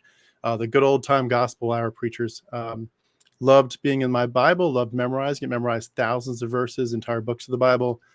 Got to a point where, and it wasn't just like doing it because I got brownie points with God or my pastor. Like I really loved it. I loved the Lord. I became very, very convinced through listening very intensely to several pastors such as John MacArthur and Chuck Swindoll and Alistair Begg and a few other guys like that, as well as these other old-time gospel preachers, that the glories of the gospel were truly the most important truths of our reality, of our existence, of time and eternity. And there was nothing better to me than to just dwell on and understand the nature of God and of what he had done for us and of what the gospel is all about, of Christ's death and resurrection on our behalf, and of the glories of what's to come in the afterlife, and of what a privilege it is to be a child of God, and especially a privilege to be able to handle the Word of God rightly and to be either a pastor or a missionary. That was my drive, my passion, my everything. Just the actual outreach, the idea of saying, I don't just want to be deep in my theology and in my love for the Lord. I want to practically change the world for Christ, expand the kingdom. I was actively doing work in soup kitchens, street preaching on South Street in Philadelphia, passing out tracts, just the whole 9 yards. I became convinced that for a while, I was supposed to be a pastor. In Bible college, I became convinced that it's supposed to be older men who are pastors. So my path kind of shifted to missions, which I was also very excited about. I loved foreign languages and wanted to eventually be a translator, a Bible translator in a jungle environment, plant a tribal church. And some things kind of knocked that plan off course for a while. But long story short, a couple years later, raising kids, doing Bible time with the kids as you do, teaching them to love the Lord and to know, the songs of Zion, as it were. And we're sitting around singing a song. And one of the songs that came up was Joshua Fought the Battle of Jericho. I've sung it many times my whole life. I've got a brother named after that song, literally. And for the first time in my life, I thought to myself, I know what happens next in that story. And the idea of teaching my kids genocide and land theft and slavery and child brides and stoning and all that stuff, for the first time, I had this prick in my mind of saying, a splinter in my mind saying, you can't do this to your kids. And I didn't know what to do with that thought. And it took me several years to really evolve that thought to the next level. Little did I know, I mean, probably even 2 or 3 months before my deconversion, I would have said atheism's not an option. There has to be some reason that there's something rather than nothing. There has to be something behind the grand design and the beauty of the universe, the math, just the sheer beauty of, of life. There has to be somebody behind it. And 5 years ago, I was just sitting at my computer, having done extensive study into the mythology behind Christianity, the origins, the history, the evolution. And it just hit me like a ton of bricks. It's like, oh my gosh, I don't think this is real. And so it was about 3 years of study, 3 years of very intense study. And it all came flooding in. I use the example of, like, if your worldview is like a stack of dominoes, I was like taking little micro steps to add it up to a mile. And eventually I crossed that mile, and there's your domino of your worldview. And I made one last kick, and bam, they just fell. All of them fell at once. I was out within that hour, I was fully deconverted. I mean, you could not have pulled me back. I was like when they plugged the guy into the Matrix and teach him jujitsu, I was like, holy shit, this is real. This is good. This is actually happening. I'm actually deconverting. I cannot believe it, but this is happening. I'm out. This is mythology.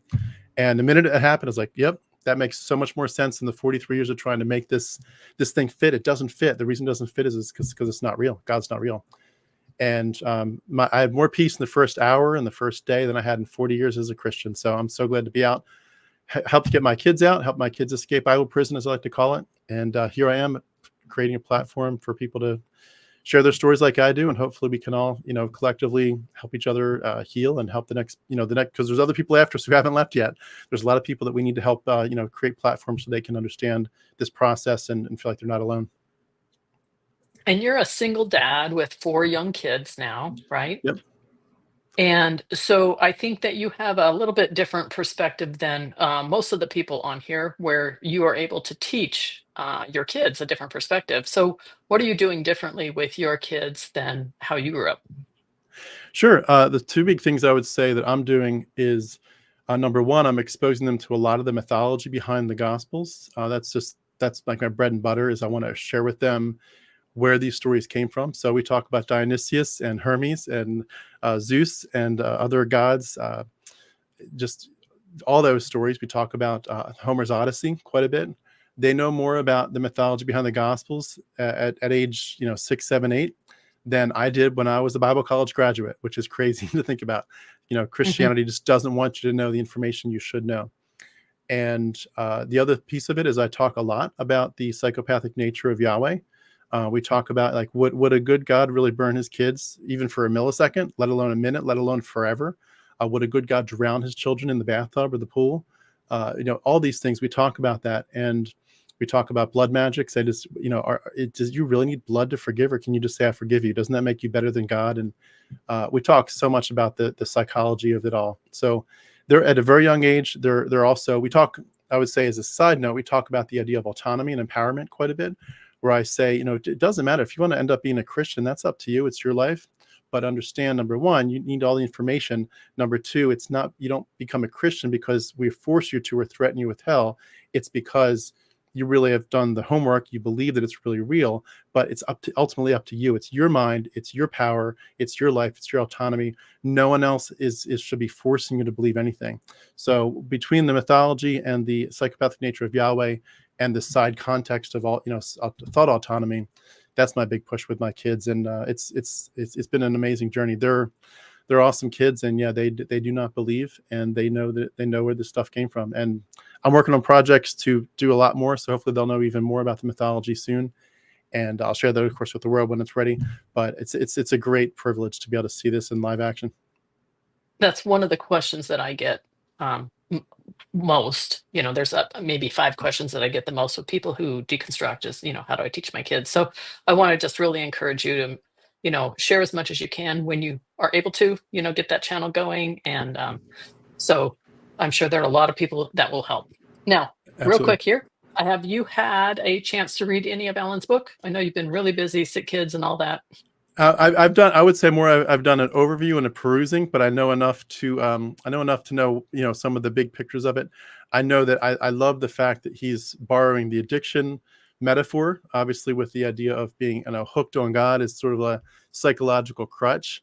And, that when you try to break free, you're talking about basically looking at the dependency issue, removing that dependency. I love that he's focused on the idea of this is a prison for your mind. This happened. I mean, I talk about the Bible prison a lot, and I love how he's saying Christianity is like a mental prison where you're held captive. That's some of the takeaways, the big takeaways I've had from the book. I think that it's the biggest thing to me that I've noticed in my mental journey going on in the last like 6 months is transitioning from this is all mythology, therefore we don't need to have it as a worldview, to it's mythology, but you need to understand that something's been done to you, and this is about psychology. And I love that Alan's brought that part of it out, and that, you know, there's you know, he argues, I think, pretty well that there's the power in saying, I am declaring, you know, my unbelief, I'm declaring I've got the key and I'm out of this prison. I am symbolically killing God. You know, I know we're not really killing God, we're, you know, borrowing from Nietzsche there, but, you know, I'm saying that the power that this had over me is done. And I've heard years ago somebody said, you know, when you've got a secret and it feels like it's, you know, it's sort of in that dark part of you, and you feel like you've got this little, it's got power over you, that when you finally bring things into the light, you tell the secrets, you tell the trauma or whatever. When you bring things into the light, they lose their power. And I love how Alan's basically saying in a different way, we're bringing the garbage and the bullshit and the mythology into the light, and it's losing its power over us. So I think it's a great message. All right. Well, thank you very much, Tim. And there are several ways that you can get a hold of Tim if you want to. And I do encourage people to connect with him on Facebook and definitely on YouTube, and help his channel grow. He's doing this full time now, and he's a single dad of 4 kids. So I really encourage you. He's got some different things that he talks about that I haven't seen anyone else talk about. So here's his Facebook page and his YouTube channel, Harmonic Atheist. And of course, all this information will be in the description below when we finish this video. So thanks again, Tim. We are really glad to have you here today. And Tim, I just want to say, like, that's not bad for being a perused read of it, because you pretty much nailed it. That's exactly what it's about. Well done. Awesome. But I promise to our guests, we do have people on tonight that read the book. So we will get to them. They are here, I promise. They are here somewhere. Well, thank you both again. Congratulations, Alan. Great work. Thanks, Tim. Have a good one, buddy. Thank you. Bye-bye. Thank you, Tim. All right, so we are having our sale today. It's a 1-day sale. The Kindle is free tonight. We couldn't get the price of 99 cents on time through Amazon, so we're just giving it away. So I encourage you to go ahead and download that for free. Right now, you can click the QR code or scan the QR code that's on your screen right now, or there's the website as well to go directly to the book on Amazon. You can also just go to Amazon and search for my name or the book title. They'll populate for you. But in exchange for getting it for free, we're asking that you give us a review on Amazon 30 days from now, or whatever a month from now is, on November 30th. That's the target goal. So please download it, read it, and then just give us a review. It'll help me know what's going on in the world with the book, and whether it's affecting people or not. And that's something that I really want to see what's going on. And we would really appreciate it. It also helps climb the ranks in Amazon. So by all means, do that. Get the hardcover tonight if you want. It's at the price of the softcover book. The softcover book will be on sale. It's just the price didn't change yet, unfortunately. So if you want the sale price of the softcover, we did promise there would be on sale. So just make sure you follow me on Facebook. I'll make an announcement when it does go on sale. We're just waiting on the price to change on Amazon. It's probably going to be tomorrow. So grab that when it comes out. But by all means, get something, read the book. We'd really appreciate it. Regardless of whether it's a softcover, hardcover, or a Kindle, please give us a review or give me a review. It would really help. Give the book a review, however you say that. It'd really help a lot. And of course, if you want autographed copies of the book, just go to howtokillgod.com and you can get it there. Our next guest, Mark Chira. Mark Chira is a retired senior industrial design engineer for Hill-Rom and served there for 7 years. He was also a presentations manager for Answers in Genesis Ministries, not to be confused with Answers from Genesis, which is our host tonight, but the actual Answers in Genesis that with Ken Ham, the ones about creation and all that. So he was a presentations manager for Answers in Genesis Ministries. He is a graduate of Orlando College with honors and served 20 years at the Walt Disney Company as a senior illustrator, multimedia producer, and 3D animator. As an accomplished designer, Mark was an instructor for Walt Disney Imagineering and has taught multiple software programs, including creativity. He was president and art director at Blue Moon Interactive Incorporated and has also served on the Orange County Technology Advisory Board in Orlando, Florida. He is passionate about Macintosh computers and worked for Apple Computer as a hardware software specialist for 3 years, which is the only reason I chose him, because he likes Apple.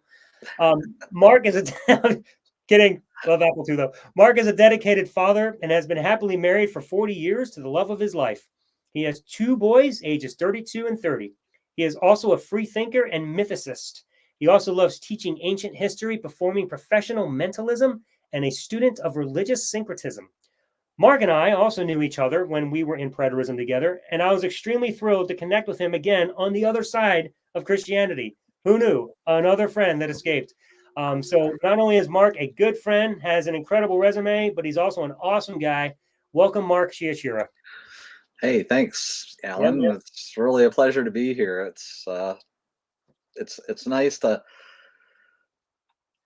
talk to you kind of in person, because really I think the way we met was through conversing on things like Planet Preterist and the Preterist community, writing articles and having conversations back and forth, arguing points of view, and that sort of thing. And I knew you had the church going on down there in Florida, and the thing with Sam and Jason Bradfield and all those guys, and we were all in the club, and I tell you, when you're in preterism, you love the Lord, because the arrows you take,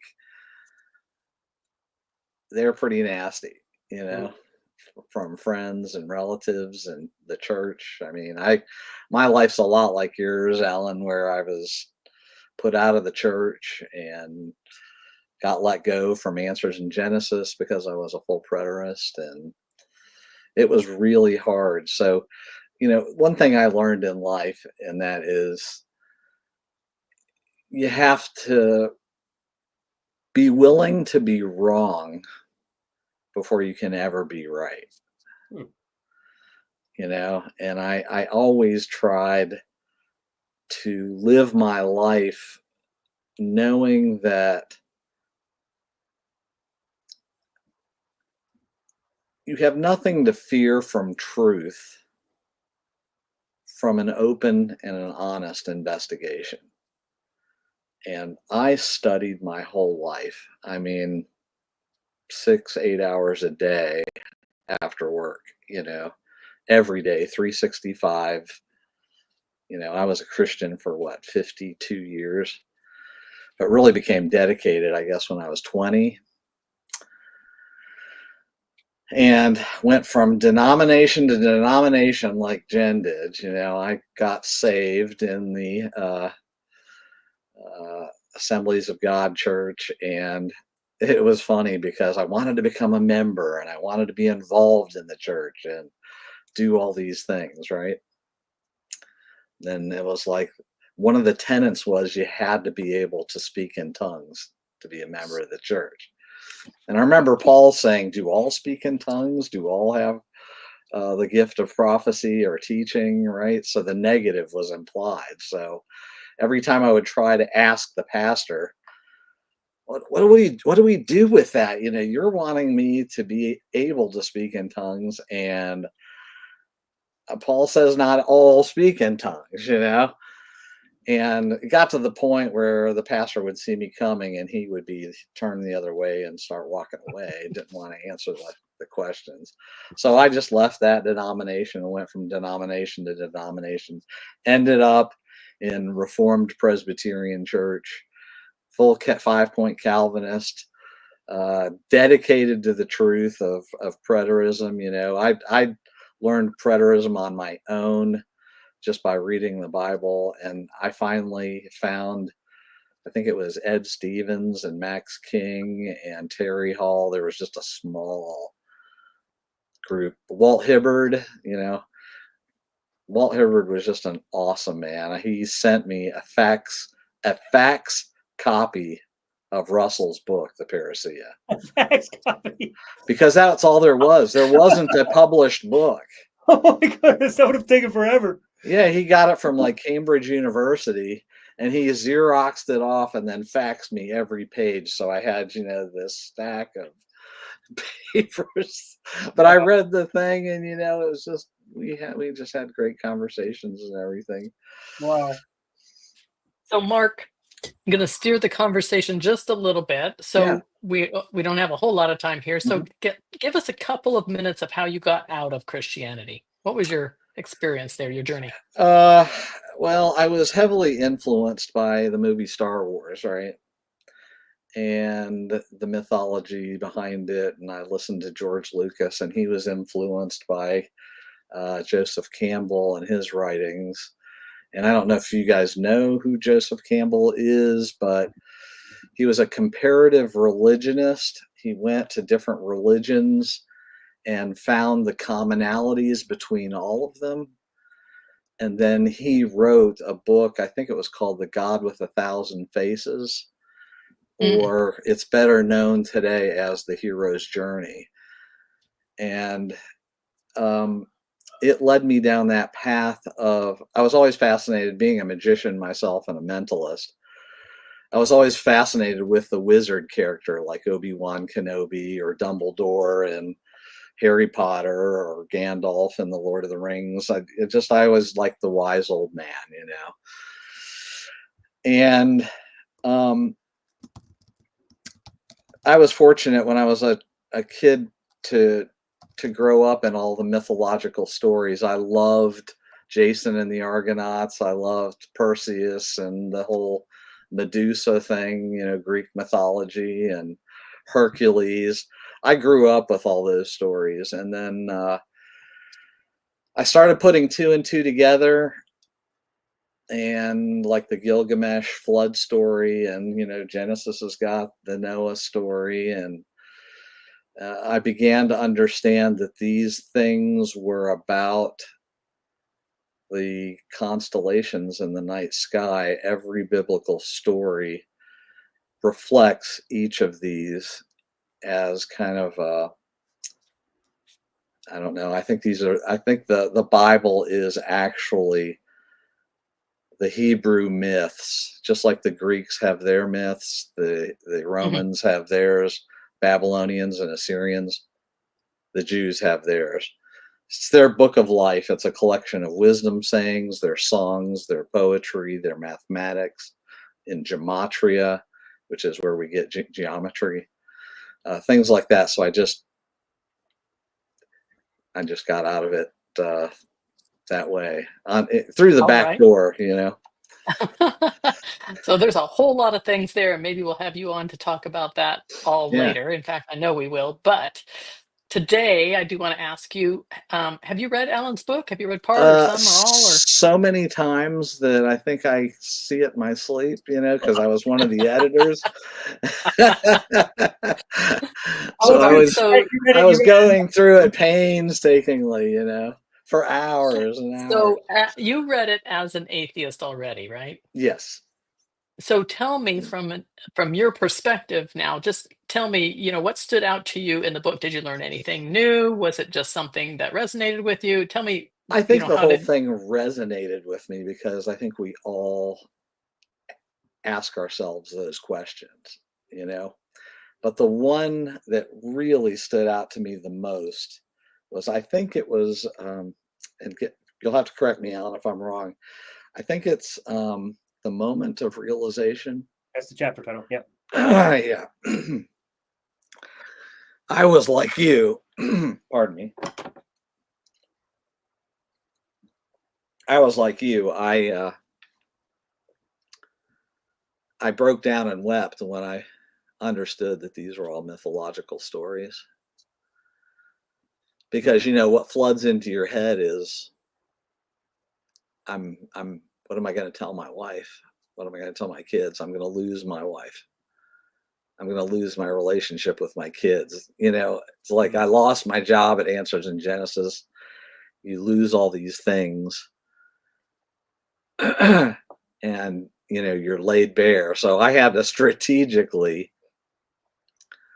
ask a lot of questions to my wife and my children over a course of a year or two. to make them think and answer those questions. And I did it over a long period of time, gradually, because if you come right out and say, okay, this is what I am now, this is what I found out, it's like a firecracker blows up in their face, and they're just going to back away and run. So when they came to these realizations themselves, it was much more meaningful, and they all then agreed with me at the position where I am now. So it was great. I preserved everything, but I had to really strategically plan that. So you put relationship first then in front of your religious beliefs. Correct. And that's really, really, really important. Would you agree, Alan? Yeah. Oh, yeah, for sure. I mean, one of the things that I do is I don't have any problem making my case in a public forum like Facebook, because it's my area. I'm allowed to say whatever I want, and it allows people to interact. But when it comes to my family, we tend to just not deal with these issues when we're in a social gathering like that, because it doesn't go anywhere. It's pointless, and it just creates dissension. So correct. I've split it like that. Like when I'm privately hanging out with them in real life, we just don't touch it. But on my wall, I feel free to say whatever I want, and I can write a book about it. Something I realized, Alan, I just wanted to say, you can't suffer from the past or the future because they don't exist. What you're suffering are your memories and your imagination. That's really good. Okay, so if you can let go of those memories, and it is really good. And the way you imagine things, you can be free. Yeah, no, that's good. Every time I talk to you, it's like talking to Yoda. Some wise thing to end the conversation with, and I'm just like, oh, I gotta go think about it. Speaking of that, I'm gonna go think about it. Mark, it's great talking to you. Jen, we'll be back in a few minutes. All right. Well, it's not going to be a few minutes, but yes. It's going to be 1 minute. Okay, so let's go ahead and go over to Amazon and take a look again, just to remind everybody, here is where you buy the book. It's on sale today. Kindle version is free. If you have Kindle Unlimited, of course, it's always free. If you just want to buy the Kindle today, it is free. So it was going to be 99 cents. We decided to do it for free. And we just ask that you give Alan a review on Amazon in 30 days, if possible. So that's 15 pages a day. So 15 pages a day is pretty doable. Some people, might want to go faster. That's fine. But I scrolled right past. Okay, so you can see we don't have any customer reviews yet. Customer reviews are super important to get that algorithm moving on Amazon. It also helps move him up on the charts. So you just come right here after you read it, write your customer review. If you are one of the people who has already written a review, has already read the book and written a review for Alan, then you can go ahead and add your review here, and that would be just super, super helpful.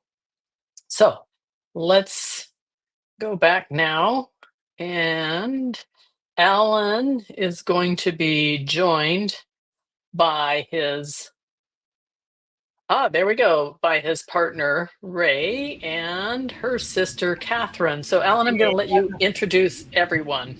Absolutely, I'm looking forward to introducing this crew here. Hi. Kathryn Karakoosh grew up in a devout Christian household but left the church in her late teens and spent years reading about its history as well as learning about other cultures and faiths. Today, Kathryn works for her county tax collector after a 20-plus year career in the mortgage industry. She holds a BA from Rollins College, majoring in humanities, as well as a minor in writing. Kathryn lives 10 miles outside of Orlando, Florida, with her husband and their 2 children. Outside of her professional life, she enjoys reading, listening to new music, going to concerts, and watching football. And now my beautiful partner, Ray Vines, spent part of her upbringing with her grandparents in a Christian household and some time with her mother, who became involved in a Church of Christ organization. At 15, Ray began reading the Bible cover to cover eventually finding what she perceived as inconsistencies in its teachings. This journey led her to appreciate the beauty of various religions through the lens of culture rather than as absolute truths. Over time, Ray left Christianity and now identifies as spiritual, a term that is defined by her family as looking within and connecting with nature. Ray works as a behavioral technician and is certified in operant conditioning. So welcome to Kathryn and Ray. Great to have you girls. Hello. Hey, Gat. All right. Well, it's great to meet you both. I guess Ray, Likewise. we've met a couple of times. So we have to squeeze two people in a very short period of time. So we're going to, just do the best we can. All right. So I think, Ray, this is the first time that the world is meeting you as Alan's partner, right? Yes. So what we all want to know is, how did you guys meet? Oh, I didn't want to date ever again, and then my best friend Heather, who's watching, she made me get online and do online dating, and she helped me to know how to swipe or whatever it is that they do, up and down, left and right. So we just found ourselves there, and I guess you can do that in this day and age online. It was kind of an arranged marriage. Heather chose me. Heather chose me. All right. And so,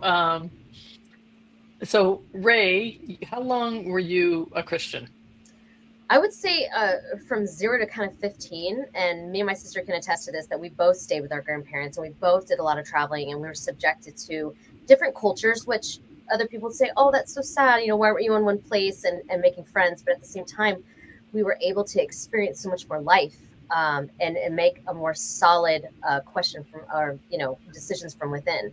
So at 15, I did leave personally. I don't want to speak for Kathryn, but that's when I was kind of done. I had an experience at my mother's church at the time, and I was going to my own church that I enjoyed. I enjoyed the camaraderie, and questioned the preacher's wife quite often and got in trouble. But when I started going to my mom's church, there was a sort of incident that happened where I, in protesting, I kind of came in pajamas.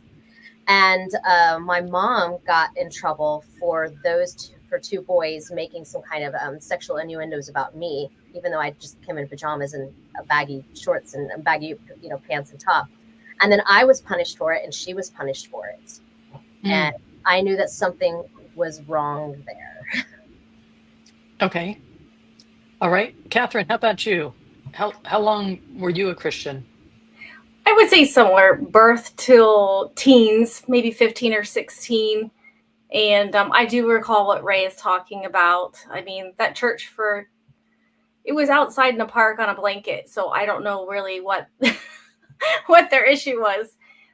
Because Ray and I grew up even in a Presbyterian church with the beautiful pews and the stained glass windows. So we've experienced, Presbyterianism to the Church of Christ. But yeah, I got out of it around the same time. I had sort of a similar experience. It was pretty negative, where I wasn't believed. I think it was during a youth vacation Bible camp, and I had expressed some belief that I had, and they just shot me down. So, but it was multiple things, multiple issues, just constantly being told that I was bad because I was born female, and that's why you experience birth pains and menstrual cramps. And none of it really made sense to me. And so it was a bunch of factors, a bunch of things, and it kind of culminated into what happened in my high school years in that vacation Bible camp. And I said, no, I'm done, never again. And our mother couldn't make me go. I refused to go. I was hard-headed. Yeah, you were more brave than I was back then. I just think that me and Kathryn were always free thinkers, and that anyone that didn't encourage us to be a free thinker, we saw some deception in that. So I always thought to myself, okay, why would God want us to be lambs and just follow without question? How would we know that the wolf was in the sheep's clothing if God didn't want us to actually have, self-awareness? Yeah. It just seemed counterintuitive.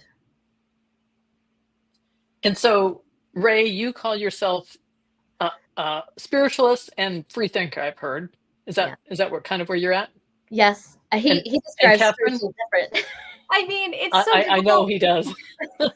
It's so so difficult for me, Jen, because it's hard for me to want to put a label on myself. Okay. It's really difficult. But if I were to say anything, my thinking is very similar to Rachel's, and it's spiritual kind of a thing. But yeah, no, I don't believe in any kind of organized religion in that sense that it works for me at all. So I don't like to put a label on myself, really. I would not say I'm an atheist, but definitely spiritual. But you're both ex-Christians, is that correct? Absolutely. All right. I mean, all right. So yep. Alan would describe me and Kathryn as an atheist, and we would describe the problem is the semantics, it's the definitions that we have the issues with. You know. Well, that's why I ask what you describe yourself as, right? Not what Alan described you.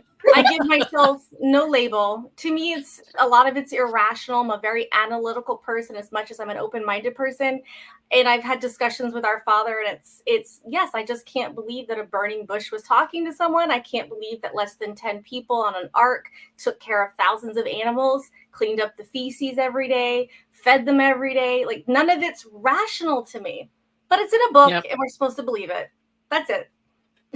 Now, Kathryn, you're here because you are not only Ray's sister, but you were an editor. Is that correct? Yes. Chief editor. Chief Proudly editor. So. Thank you. All right. So that's your analytical. Yeah, that's your analytical side coming out. All right. So when you read the book, which you had to really, really, really focus on it, right, to be a chief editor, what stood out to you as an ex-Christian who's not a full atheist? What stood out to you in the book? Just that we had similar stories. I couldn't believe there was someone out there that went through something similar like me, stayed in it so many more years. It kind of got to me in my heart, but I could really understand him, his voice, his experiences. I knew, oh my goodness, I had the same ones. These are so similar. Even though he went from church to church to church to church. I mean, Rachel and I went to, Cortez, Colorado with our grandparents on mission trips, preaching to the Navajo Indians. I mean, we experienced so many things, and I thought, oh my goodness.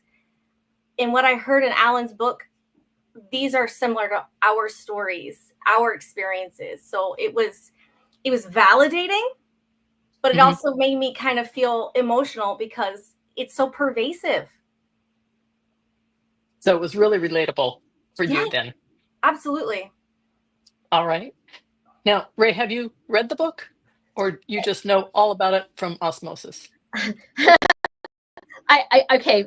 I've known about it for 2 years. 2 years. Okay. So one of the things that I like was chapter 24, where he talks about all the logic in the world won't help someone escape the grip of faith, since they didn't use logic to believe in the first place, because Christians have nothing to fall back on but their own experience of faith, which is why they are often very reactive. And it's a personal shift for them. It's not a factual one. So that brought in more compassion, and I think that all of us, not just in Christianity, but we've all been in groups where we've been brainwashed. And it's important to question the group that you're in, the friend group that you're in, even just friend groups in middle school and high school. You can be brainwashed in that too. That's why I think it's so important to teach free thinking. You might make mistakes with free thinking, but you can hone that skill. Absolutely. And I think Rachel and I are inherently that way. We're free thinkers. We're analytical. We question everything. We probably drove our parents crazy. We don't take things at face value. We want to. What was my one question growing up, Rachel? Why? I know. Why? I drove our parents crazy. Why? I still am like that at 46. Why? Probably makes me a bad Christian in that sense. I can't take things at face value. Yeah, we're not good followers. That's good. One of the things that I hear very often from people who leave Christianity is that they're the only ones in their family. They can't tell their mother, father, brothers, sisters, spouse, children, all that kind of stuff. And so are you both pretty close on where you're at with the thinking about these kind of things right now? Are you fairly close on what you believe? Rachel and I? Yeah. Yes. Yes. So absolutely. how does that affect your relationship? Because most of the people listening who are either going through deconstruction or who have gone through it only wish that they had somebody in their family that they could talk to these things about, to talk to, somebody about these things. How does that affect your guys' relationship? Do you talk about it at all? Or is it just like, that's just part of my past, we don't need to worry about it? It's just part of our past.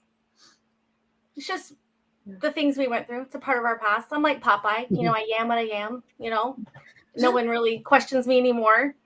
My husband, it's no issue. It's not like I lost relationships over it. Our mother is extremely born again Christian. We just don't have those conversations. Yeah. We just steer clear of that. We steer clear of politics. We talk about the kids and work, and that's it. And that's how we're able to maintain our relationship. We put relationships first, our family relationships first. That's really good. I lost no one. And I feel fortunate in that sense. We have very religious family members. Our aunt, our favorite aunt, but it's a non-issue because we hold our relationships and our love for each other, I think, above that. Yeah, even if they don't, we respect the fact that they don't. Even if they're in pain, that we're going to go straight to hell, we're just like, okay, I have compassion for that person.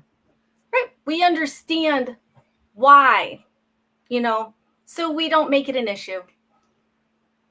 That's awesome. That's really awesome. So I hope that's encouraging for other people who are wondering, how do I tell my family? It's a common question that I get. How do I tell my family? We just don't make it an issue. You put relationship first. Yeah, it's compassion, and maybe the Christian doesn't always show compassion back, and they think they're being compassionate by pushing the issue, but they're actually not. We're the ones being compassionate by not pushing the issue, by saying, I love you no matter what. I must testify to this personally because being with Ray has really forced me to, in a good way, be a lot more, even more open-minded than I had before, to be more considerate and to listen and to try to hear what they're saying rather than assume what I think they're saying. Because, we've had our share of discussions, but one of the things that she always does is says, it's okay. We can disagree. Let's just talk it out. Let's try to understand each other.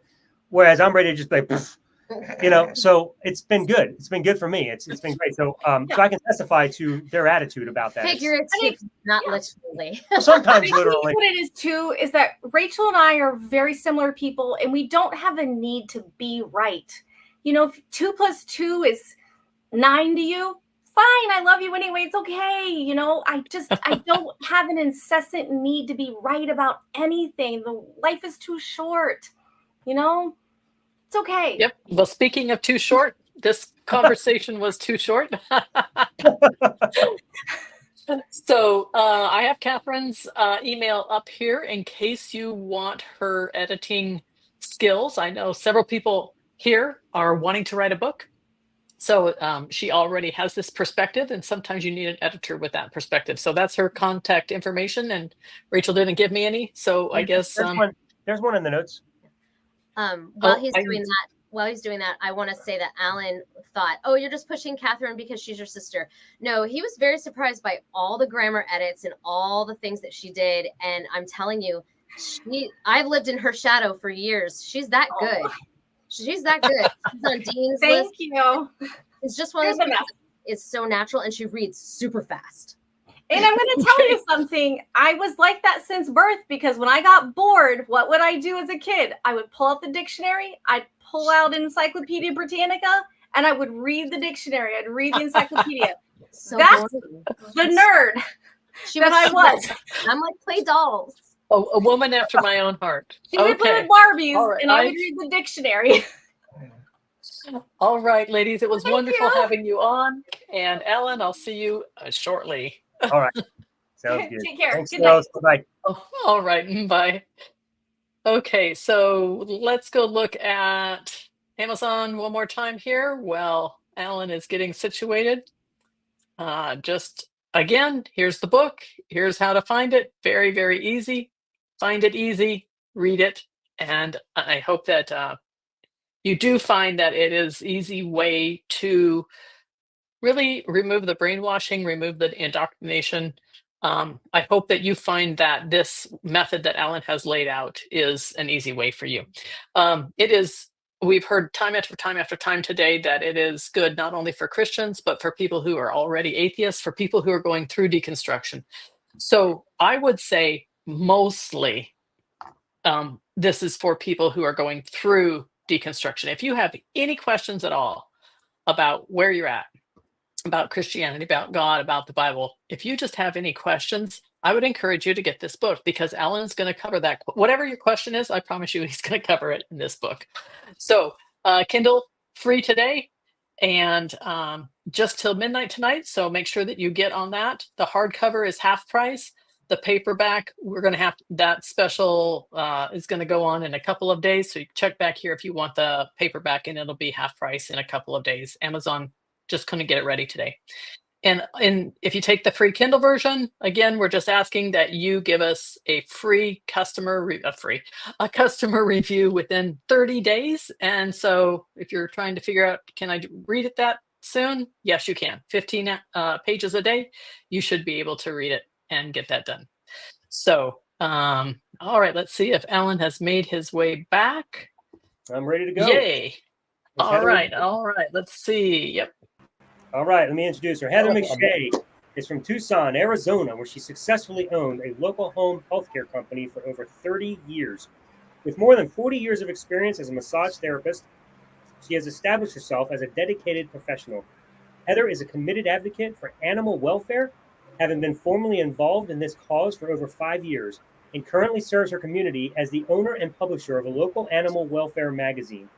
Her unwavering passion for caring for the most vulnerable populations drives her to help both animals and humans in need.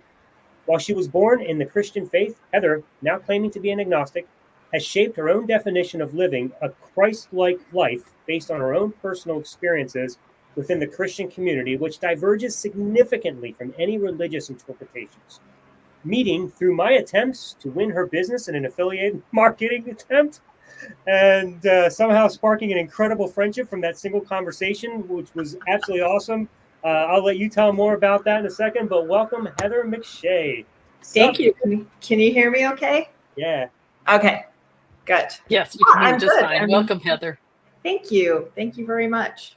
Yeah, Alan, I saved him from joining a cult. Yeah. True story. Tell us. Yeah, it was marketing. Tell us briefly how you guys know each other. He was trying to market me to join this cult. It was actually like what do you call those? Affiliate marketing. Affiliate marketing. All right, whatever. Yeah, well, that's what I said it was. This is a real low company. That's what they called it. Yeah. But they gave you nothing. They taught you nothing. The guy was crazy. I'm like, I am never going to join this thing, whatever you got going on here, dude. I mean, you seem like a nice enough guy. I really would advise against you doing it too. I know you already put money into it, but I'm not gonna. So, and I finally just told him, I'm like, you can call me all you want, but I'm just not going to buy into it. I'm just not going to. Sure enough, he was like, well, all right, well, we've had fun talking, maybe we'll talk again, and sure enough, he's like, yeah, this guy's terrible. He's like, I'm not doing this anymore. Like, all right, well, really we only have a few minutes a day, so let's get to the meat of this. So okay. I don't know anything about you, Heather, so tell me, how long were you a Christian? Well, I was born into it. My father was actually a music minister at a very small little church during the Jesus era. So it was actually a very loving, sweet, kind church. And the pastor was amazing. Of course, my dad was hysterical and funny and, and he was fun to be with. And it was a great place to be. And then my father passed away. I was very young. I was about 7 years old. And that church started a school. And that the people the pastor hired to run the school became physically abusive to many of the children, including me. And I was only 7, 8, and 9 years old at the time. And after 2 years of being in that school, I asked my mom, who knew nothing about me being spanked, but it was terribly abusive. And so I asked to not go there anymore. And she was pretty relieved because of the money. You know, it was expensive to go to this private school. And so she's like, sure, you can go anywhere you want, you know? So I went back to the public school, and it's very welcoming and loving and kind and everything that, you know, it should be in a school or with humans. And like, it was not in this Christian environment. And so I can't tell you when I didn't become a Christian. You know, when I lost it, I would say that I pretty much lost it then. As a young child, I didn't ever want to step foot in there. I didn't want to see those people. I was afraid and embarrassed, and you know, it was just a terrible life for me. But I grew up with a very Christian mother and family and people, and I was very young and impressionable, and so I still was in the environment for, you know, all of my life. And I've always been one to not really argue a point. So I learned very well how to help people walk through the process of damnation. And, you know, even as a young person, like a dear friend, you know, she's like, I'm so afraid I'm going to hell, you know, and I'm telling her, you know, I love you so much, I would never do that to you. Do you think my love is greater than God's?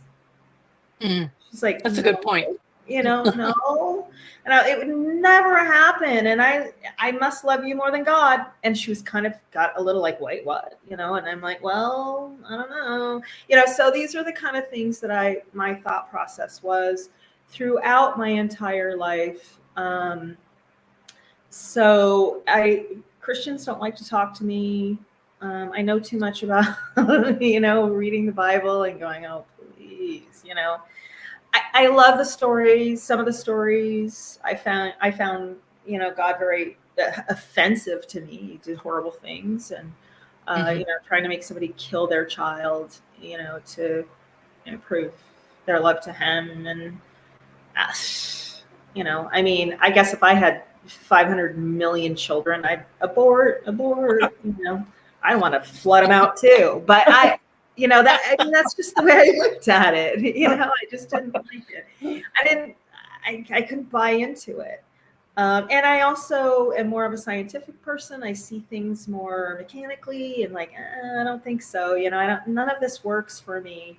I kind of need proof, you know, this angel thing, and okay, you know, and I guess we're having, you know, through quantum physics now, you know, we're seeing more of things that were maybe could be described as, like, for example, praying over your food. Well, now you know, okay, maybe they did that and it wasn't necessarily a religious thing at the time, but it's kind of been bastardized into a religious thing.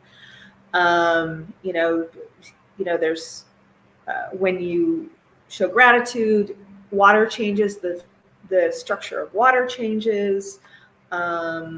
It's, you know, I mean, there is some physical evidence now that there are things that can be explained, but I really feel like it's. But we don't have to show gratitude to an imaginary deity to have those molecules change, right? Just showing gratitude. Yeah, just showing gratitude. Yes. As a matter of fact, that was tested. You know, these priests came in, they, you know, prayed and prayed. You probably know about, you know, that kind of thing, but you know, they prayed and prayed and prayed to God, nothing changed. But when they just were grateful or said kind words, it changed the structure of water. That's right. So yeah, absolutely had nothing to do with religion or God. It's science. So have you read Alan's book? I have read some of that. I'm working on it. I have been, you know, running like a crazy person lately. The past, I would say 6 months, but it's calming down, and I have read a lot of it, and I'm very much looking forward to reading the rest of it.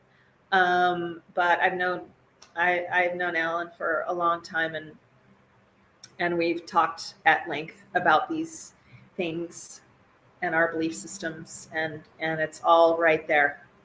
And I will have to say that that there was a chapter when he was talking about, you know, how, you know, grace alone, you know, makes you, you know, Christian or whatever, you know, grace of God or whatever. And the beauty of Christianity is what kind of made me stay okay with it, you know, my introduction to it. But the whole premise of the book is like, yeah, you're sucked into it by this introduction, you know, that Jesus Christ came here to save you and, you know, to save the whole world. And, you know, I'm like, well, I'm kind of part of the world. And it doesn't say anything about, well, as long as you're not gay, or as long as you're not, you know, as long as you're not a fornicator, which, you know, I'm hoping to be here more often. But that's not looked at very well, you know, the Christian community. So the beginning was very, you know, sweet and nice and kind. And I like that introduction. And I just I don't have bad feelings about the idea of Jesus Christ, his behaviors and his actions toward other humans, and that he was very kind and loving and teaching us, you know, to love and be kind toward each other. I'm down with that part, and that's it. Yeah, that's it. That's all. I just want to say I had an epiphany. Oh, really? Yeah. Another one. No, this has nothing to do with the book. This is about our friendship. Like, because I've been trying to figure out how do two random strangers, one lives in Arizona and one in Maryland, I call you out of the blue to try to suck you into this call. It was not, I didn't know it was a call. For all intents and purposes, not technically a call, but it was like just similar, you know? It was a terrible business. And I was trying to figure out why, and then we literally became good. We would talk like, yeah, he's been out to Arizona, spent like a week here. Kind of like a year later, but we would talk so much, and I kept trying to figure out how did that happen. And I think it just occurred to me, you're an empath, and I think because you felt that I was hurting, and I was in a dark place at that time. I think that's why we spent countless hours, because you pulled me out of a very dark place, just because you were I'm always there for you. You were one person that I could always call. Yeah, no, and I didn't realize it either till just now. I'm like, wow, yeah, that makes sense. That makes sense as to why we would be drawn to each other. I needed somebody who needed to help somebody.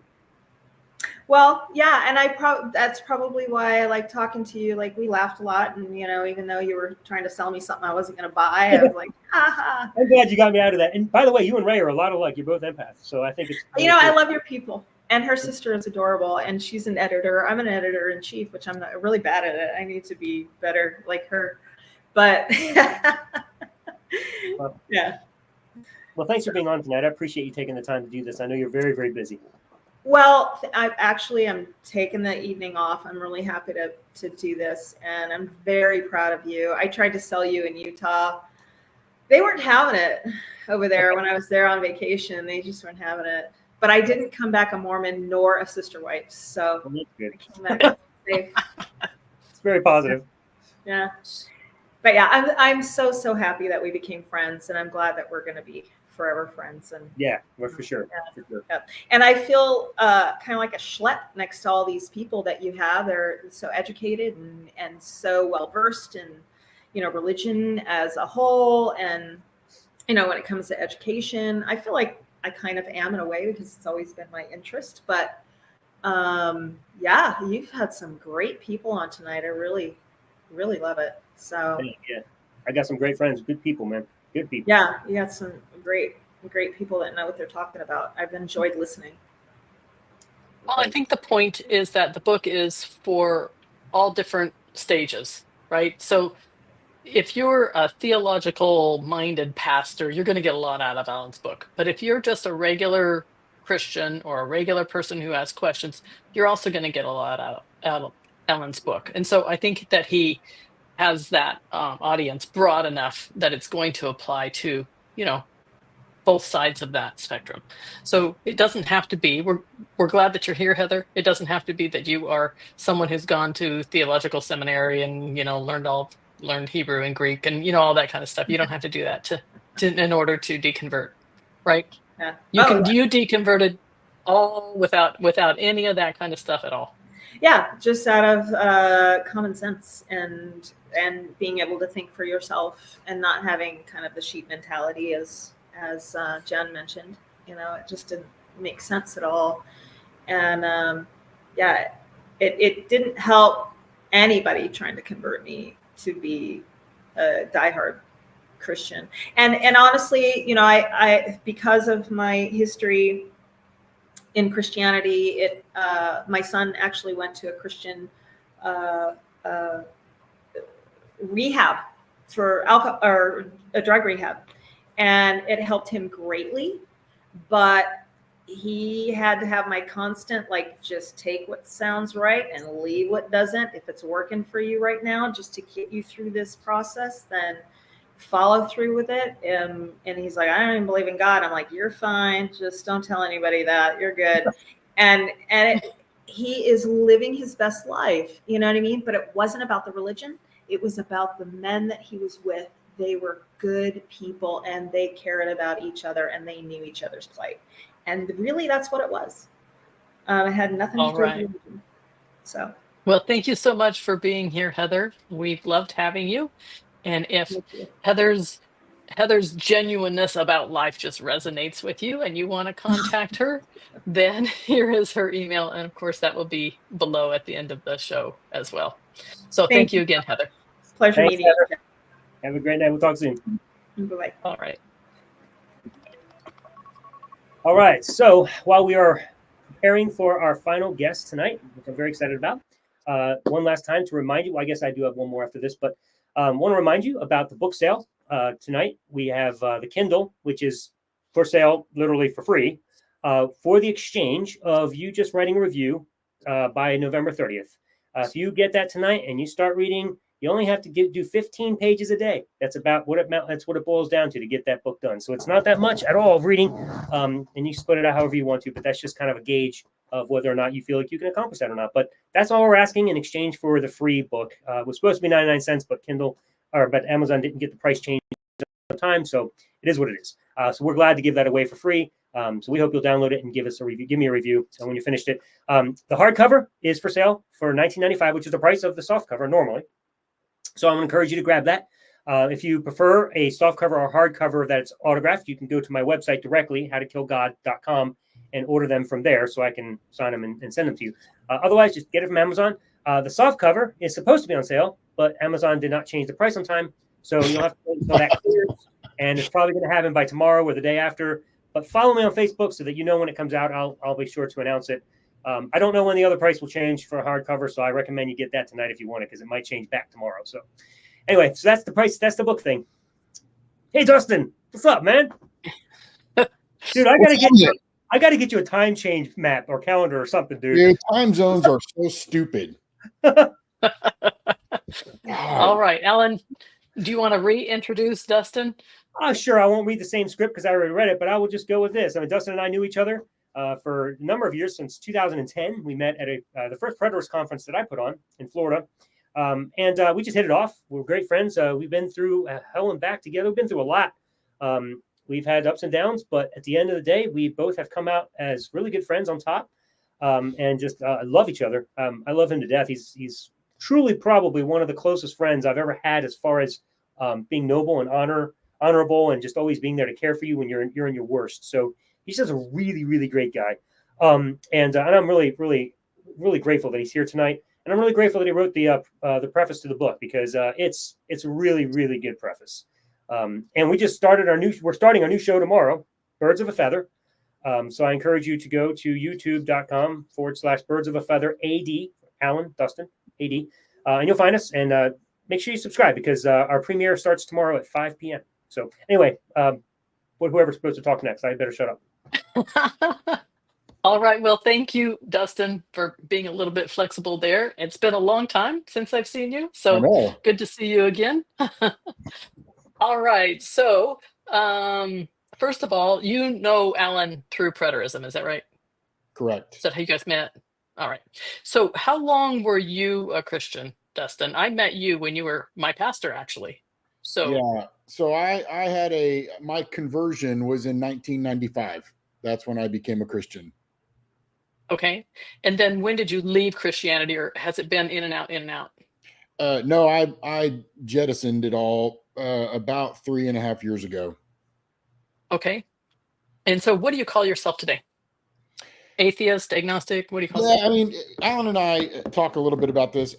When it comes to the biblical character of a god, or most religious gods at all, I am a staunch atheist.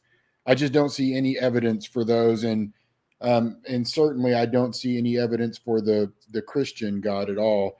When it comes to the possibility of something out there, I would be agnostic, because I just think there's too many unknowns, and I'm still studying. And I feel like the more I study objectively outside of boxes, the less I know and the more questions there are.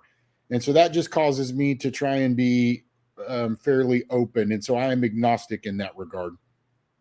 Okay. So atheistic toward the God of the Bible. That's what I always said when I was at that stage. I'm no longer, I'm full-blown atheist now. But anyway, so in about 5 minutes or so, can you give us the short story of your deconversion? What happened? I finally allowed myself the freedom to ask my own questions without fear of any repercussions.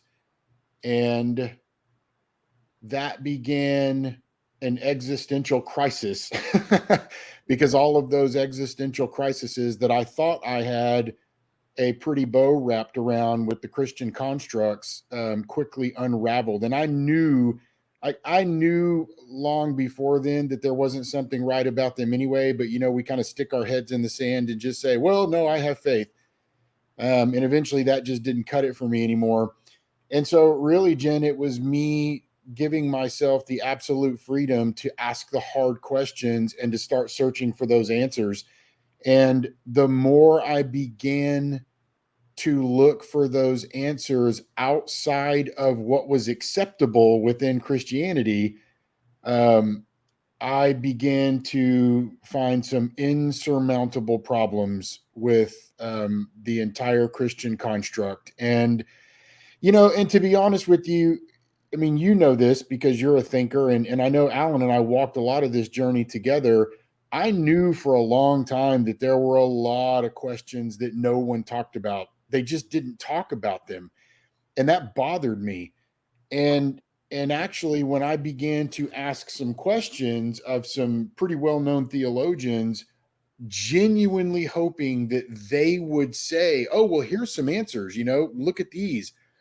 That's not what I got. I got, well, hey, you're in danger of heterodox. And I didn't even know what that word meant back then. I had to go look it up. And I was like, how am I in danger of heterodox for asking these questions?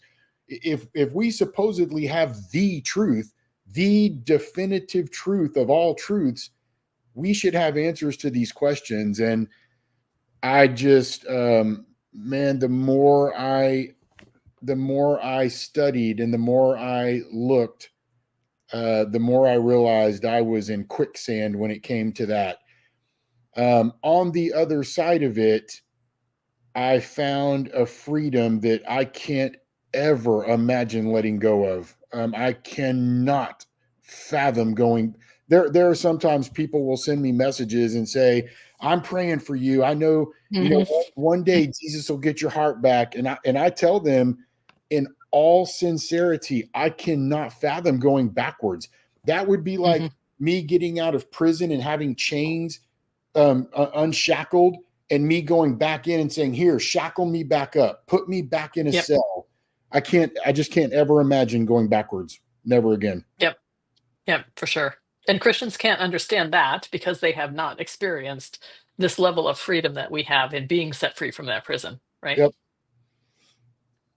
So was there anything that was like the straw that broke the camel's back for you? Was there, one thing that made you actually just walk away? I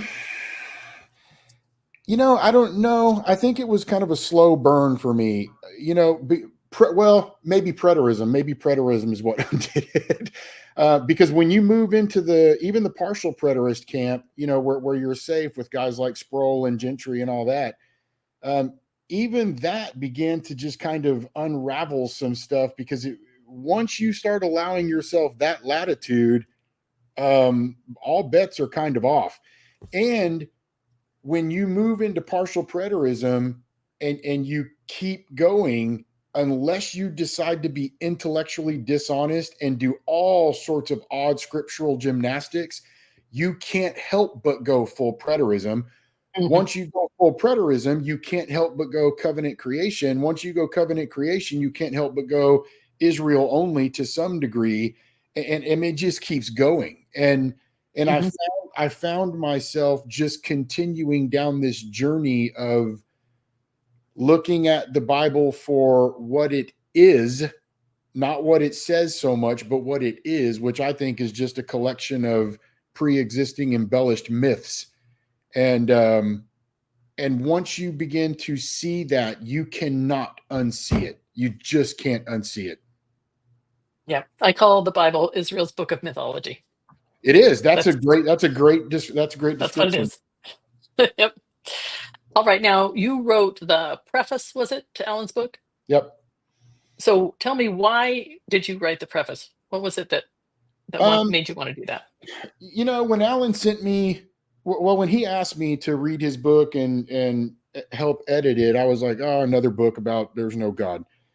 Until I read, I mean, because there's been 1,000 of them, you know, there's so many books. I have a bunch of them, but Alan's approach was different. It is not only is it unbelievably comprehensive. I mean, I told him there were even times for me, as far removed from all of that thinking as I am, I realized there were still vestiges of indoctrination that as I read his book, I was like, wait a minute, I still think some of that. I mean, it was so comprehensive that I don't see how a Christian who is being honest can get on the other side of this book and not go, holy crap, I have a lot to think about. I mean, I just don't see it. And I've read some of the reviews, and I mean, they all say the same thing, which is nothing. You know, but I don't know. I believed in the content. I believed in the approach. I believed in Alan's heart, especially because of, I mean, I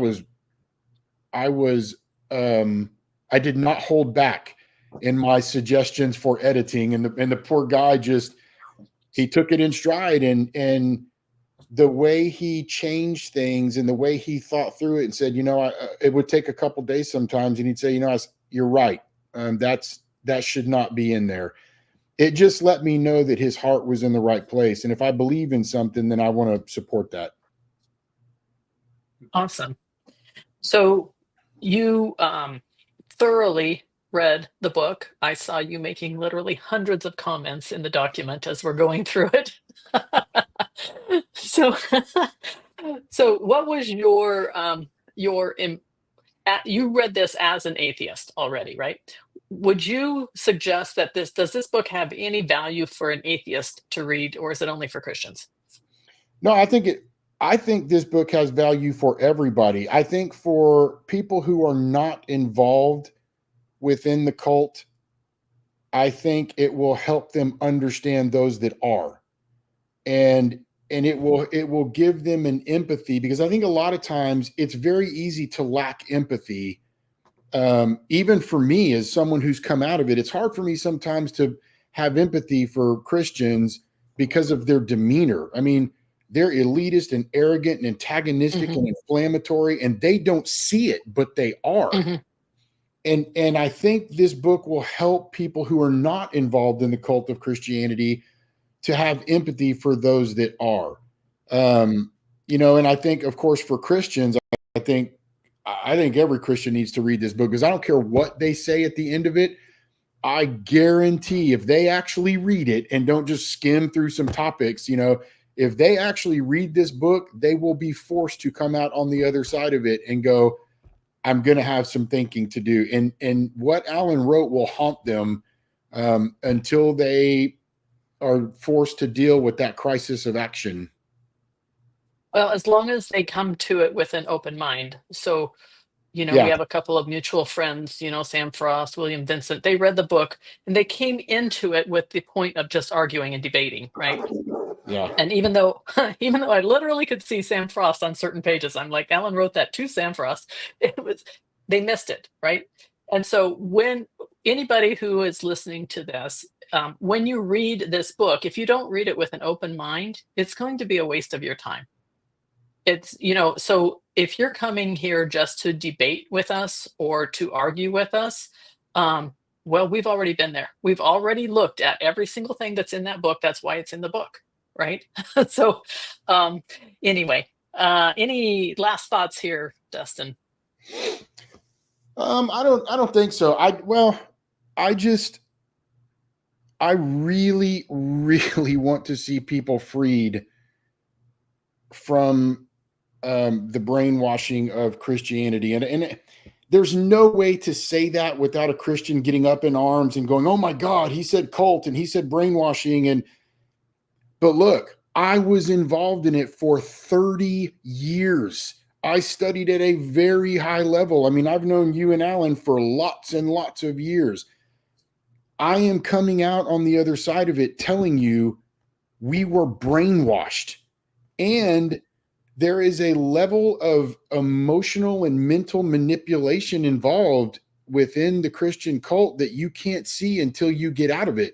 The threat of hell, constantly telling you how depraved and unworthy and invaluable and incapable you are unless you're in the vine because you're a branch and you can do nothing apart from the vine. And, I mean, there's so much psychology to it that you can't see until you get out of it. And then once you get out of it and you start looking back on it, your mind is blown, realizing the thumb that you were under for so long. Mm-hmm. I don't want people to be trapped in that anymore. That's well said. Yep. Totally agree. Totally. All right. Well, if you want to contact Dustin, here's his contact information. It'll be in the description below. And then again, Alan and Dustin are starting this new YouTube channel, Birds of a Feather, starts tomorrow. So if you want to see this, tomorrow is actually the real book launch. Tonight is the pre-book launch party. And so if you want to check that out, you can do that. Ellen, any last words for your friend? No, Dustin, just thank you so much always for being there and for doing this preface and really, really helping me make the book even better. So it's come a long way from the start. It really has. Yes, it has. It's definitely, I'm very, very proud of this version. Yeah. So thank you so much for being a part of it, dude. And I appreciate all these words that said at the end, because I don't think we could have said that I couldn't have said that any better. What you just said. That was absolutely perfect. Yeah. Awesome. Thanks. All right, buddy. Have a good night. I'm Thank you, Justin. One here, and then when I'm finished this, Jen, maybe just real quick to round us out, you can kind of give a closing remarks on the book and your thoughts, and then we'll end. Because we didn't get a chance to do that earlier with you. So we'll take your thoughts on the book as well. So go ahead and pick your chapter or whatever you want to share. But let me just give everybody one last invitation to purchase this book tonight. I'm trying to be as clear as I can. The Kindle was going to be on sale for 99 cents. That's what we were promoting. Amazon didn't get the price changed on time. I couldn't get it to happen. So we're giving it away for free because we don't want to, sell it at a higher price than we promised. So we're giving it away for free tonight. All you have to do is either scan the QR code that's there on the screen, or you can go to the website that's under the QR code, or just go to Amazon, type in my name or the name of the book, and it'll populate. Download the Kindle for free tonight. It ends at midnight. So if you wait till after, well, it's 11:59 actually. So if you don't get it by the end of 11:59, it expires. All right. So you got to get that. The only thing we're asking is in exchange for giving you this book for free on Kindle, go and give us a review after you read the book. We're asking you to get it done by November 30th. It gives you a month. It's approximately 15 pages a day. Even if you miss a day, you can read 30 pages. Most people can pull that off easy. So I'm asking you to do that. And that way it'll help me know what's going on in the world with this book. The hardcover, the softcover, both are on sale. Unfortunately, the softcover price also did not get changed on time. So make sure you follow me on Facebook. And when it does change on Amazon, I'll make an announcement. You can go buy the softcover for $9.95, which is 50% off. That's the price it's supposed to be. Unfortunately, like I said, it didn't get changed. The hardcover, however, is changed, and you can get that tonight for the appropriate price of $19.95, which is the price of the softcover normally. Normally, it's at $29.95. So grab that book tonight, and make sure you do that before the night ends as well, because that price will change as well whenever Amazon decides to change it back. And I don't know when that will be. So if you want to take a risk, you can.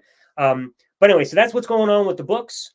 If you would like an autographed copy, go to my website, howtokillgod.com, and you'll find a place right there where you can purchase the book, the autographed version of either one of them, and I'll sign that and ship it off to you. So we're so glad that you joined us. I'm very, very happy that we got to do this. This was a lot of fun. And I just want to end it with Jen's thoughts because we had to cut her off short. But let's go ahead and just do that. And Jen, I'll let you end the show. All right. Thank you, Alan. And I'll just make this short since we're over on time, just a tad. So a couple of thoughts that I had about the book was that even though there were many things that I already knew, it resonated with me. And I like what some of the people said, it gave me words. It put, my thoughts into writing. And and one of the things that was brand new to me, though, and it's all throughout the book, is how Alan talks about reconsolidated memory. And Alan and I have spoke about that a little bit on our YouTube show that we do. And in the YouTube show, just to let you guys know, Deconstruction with Jen and Alan, I think, what we're doing is we're going chapter by chapter in this book. And we are kind of riffing off the material in the chapter. So it's not the same as the material in the chapter. We're literally talking about our personal experiences in relation to the chapter as we explain the chapter a little bit. So they complement one another. They do not substitute for one another. But so we talk about reconsolidated memory a little bit in there, and it's all throughout the book. And it was really, really, I'd seen what happens in my own family with my sister. I have one sister in particular who she just recently died, but she had all kinds of memories that were not real. And now that I understand what reconsolidated memory is, I understand what was going on there, and I understand why they were real to her. And so if for no other reason, read the book to understand all about how reconsolidated memory works. For me, that was really, really an eye-opening moment. So that was new to me. And I'm always glad to read new things when I'm reading about a subject I already know, right?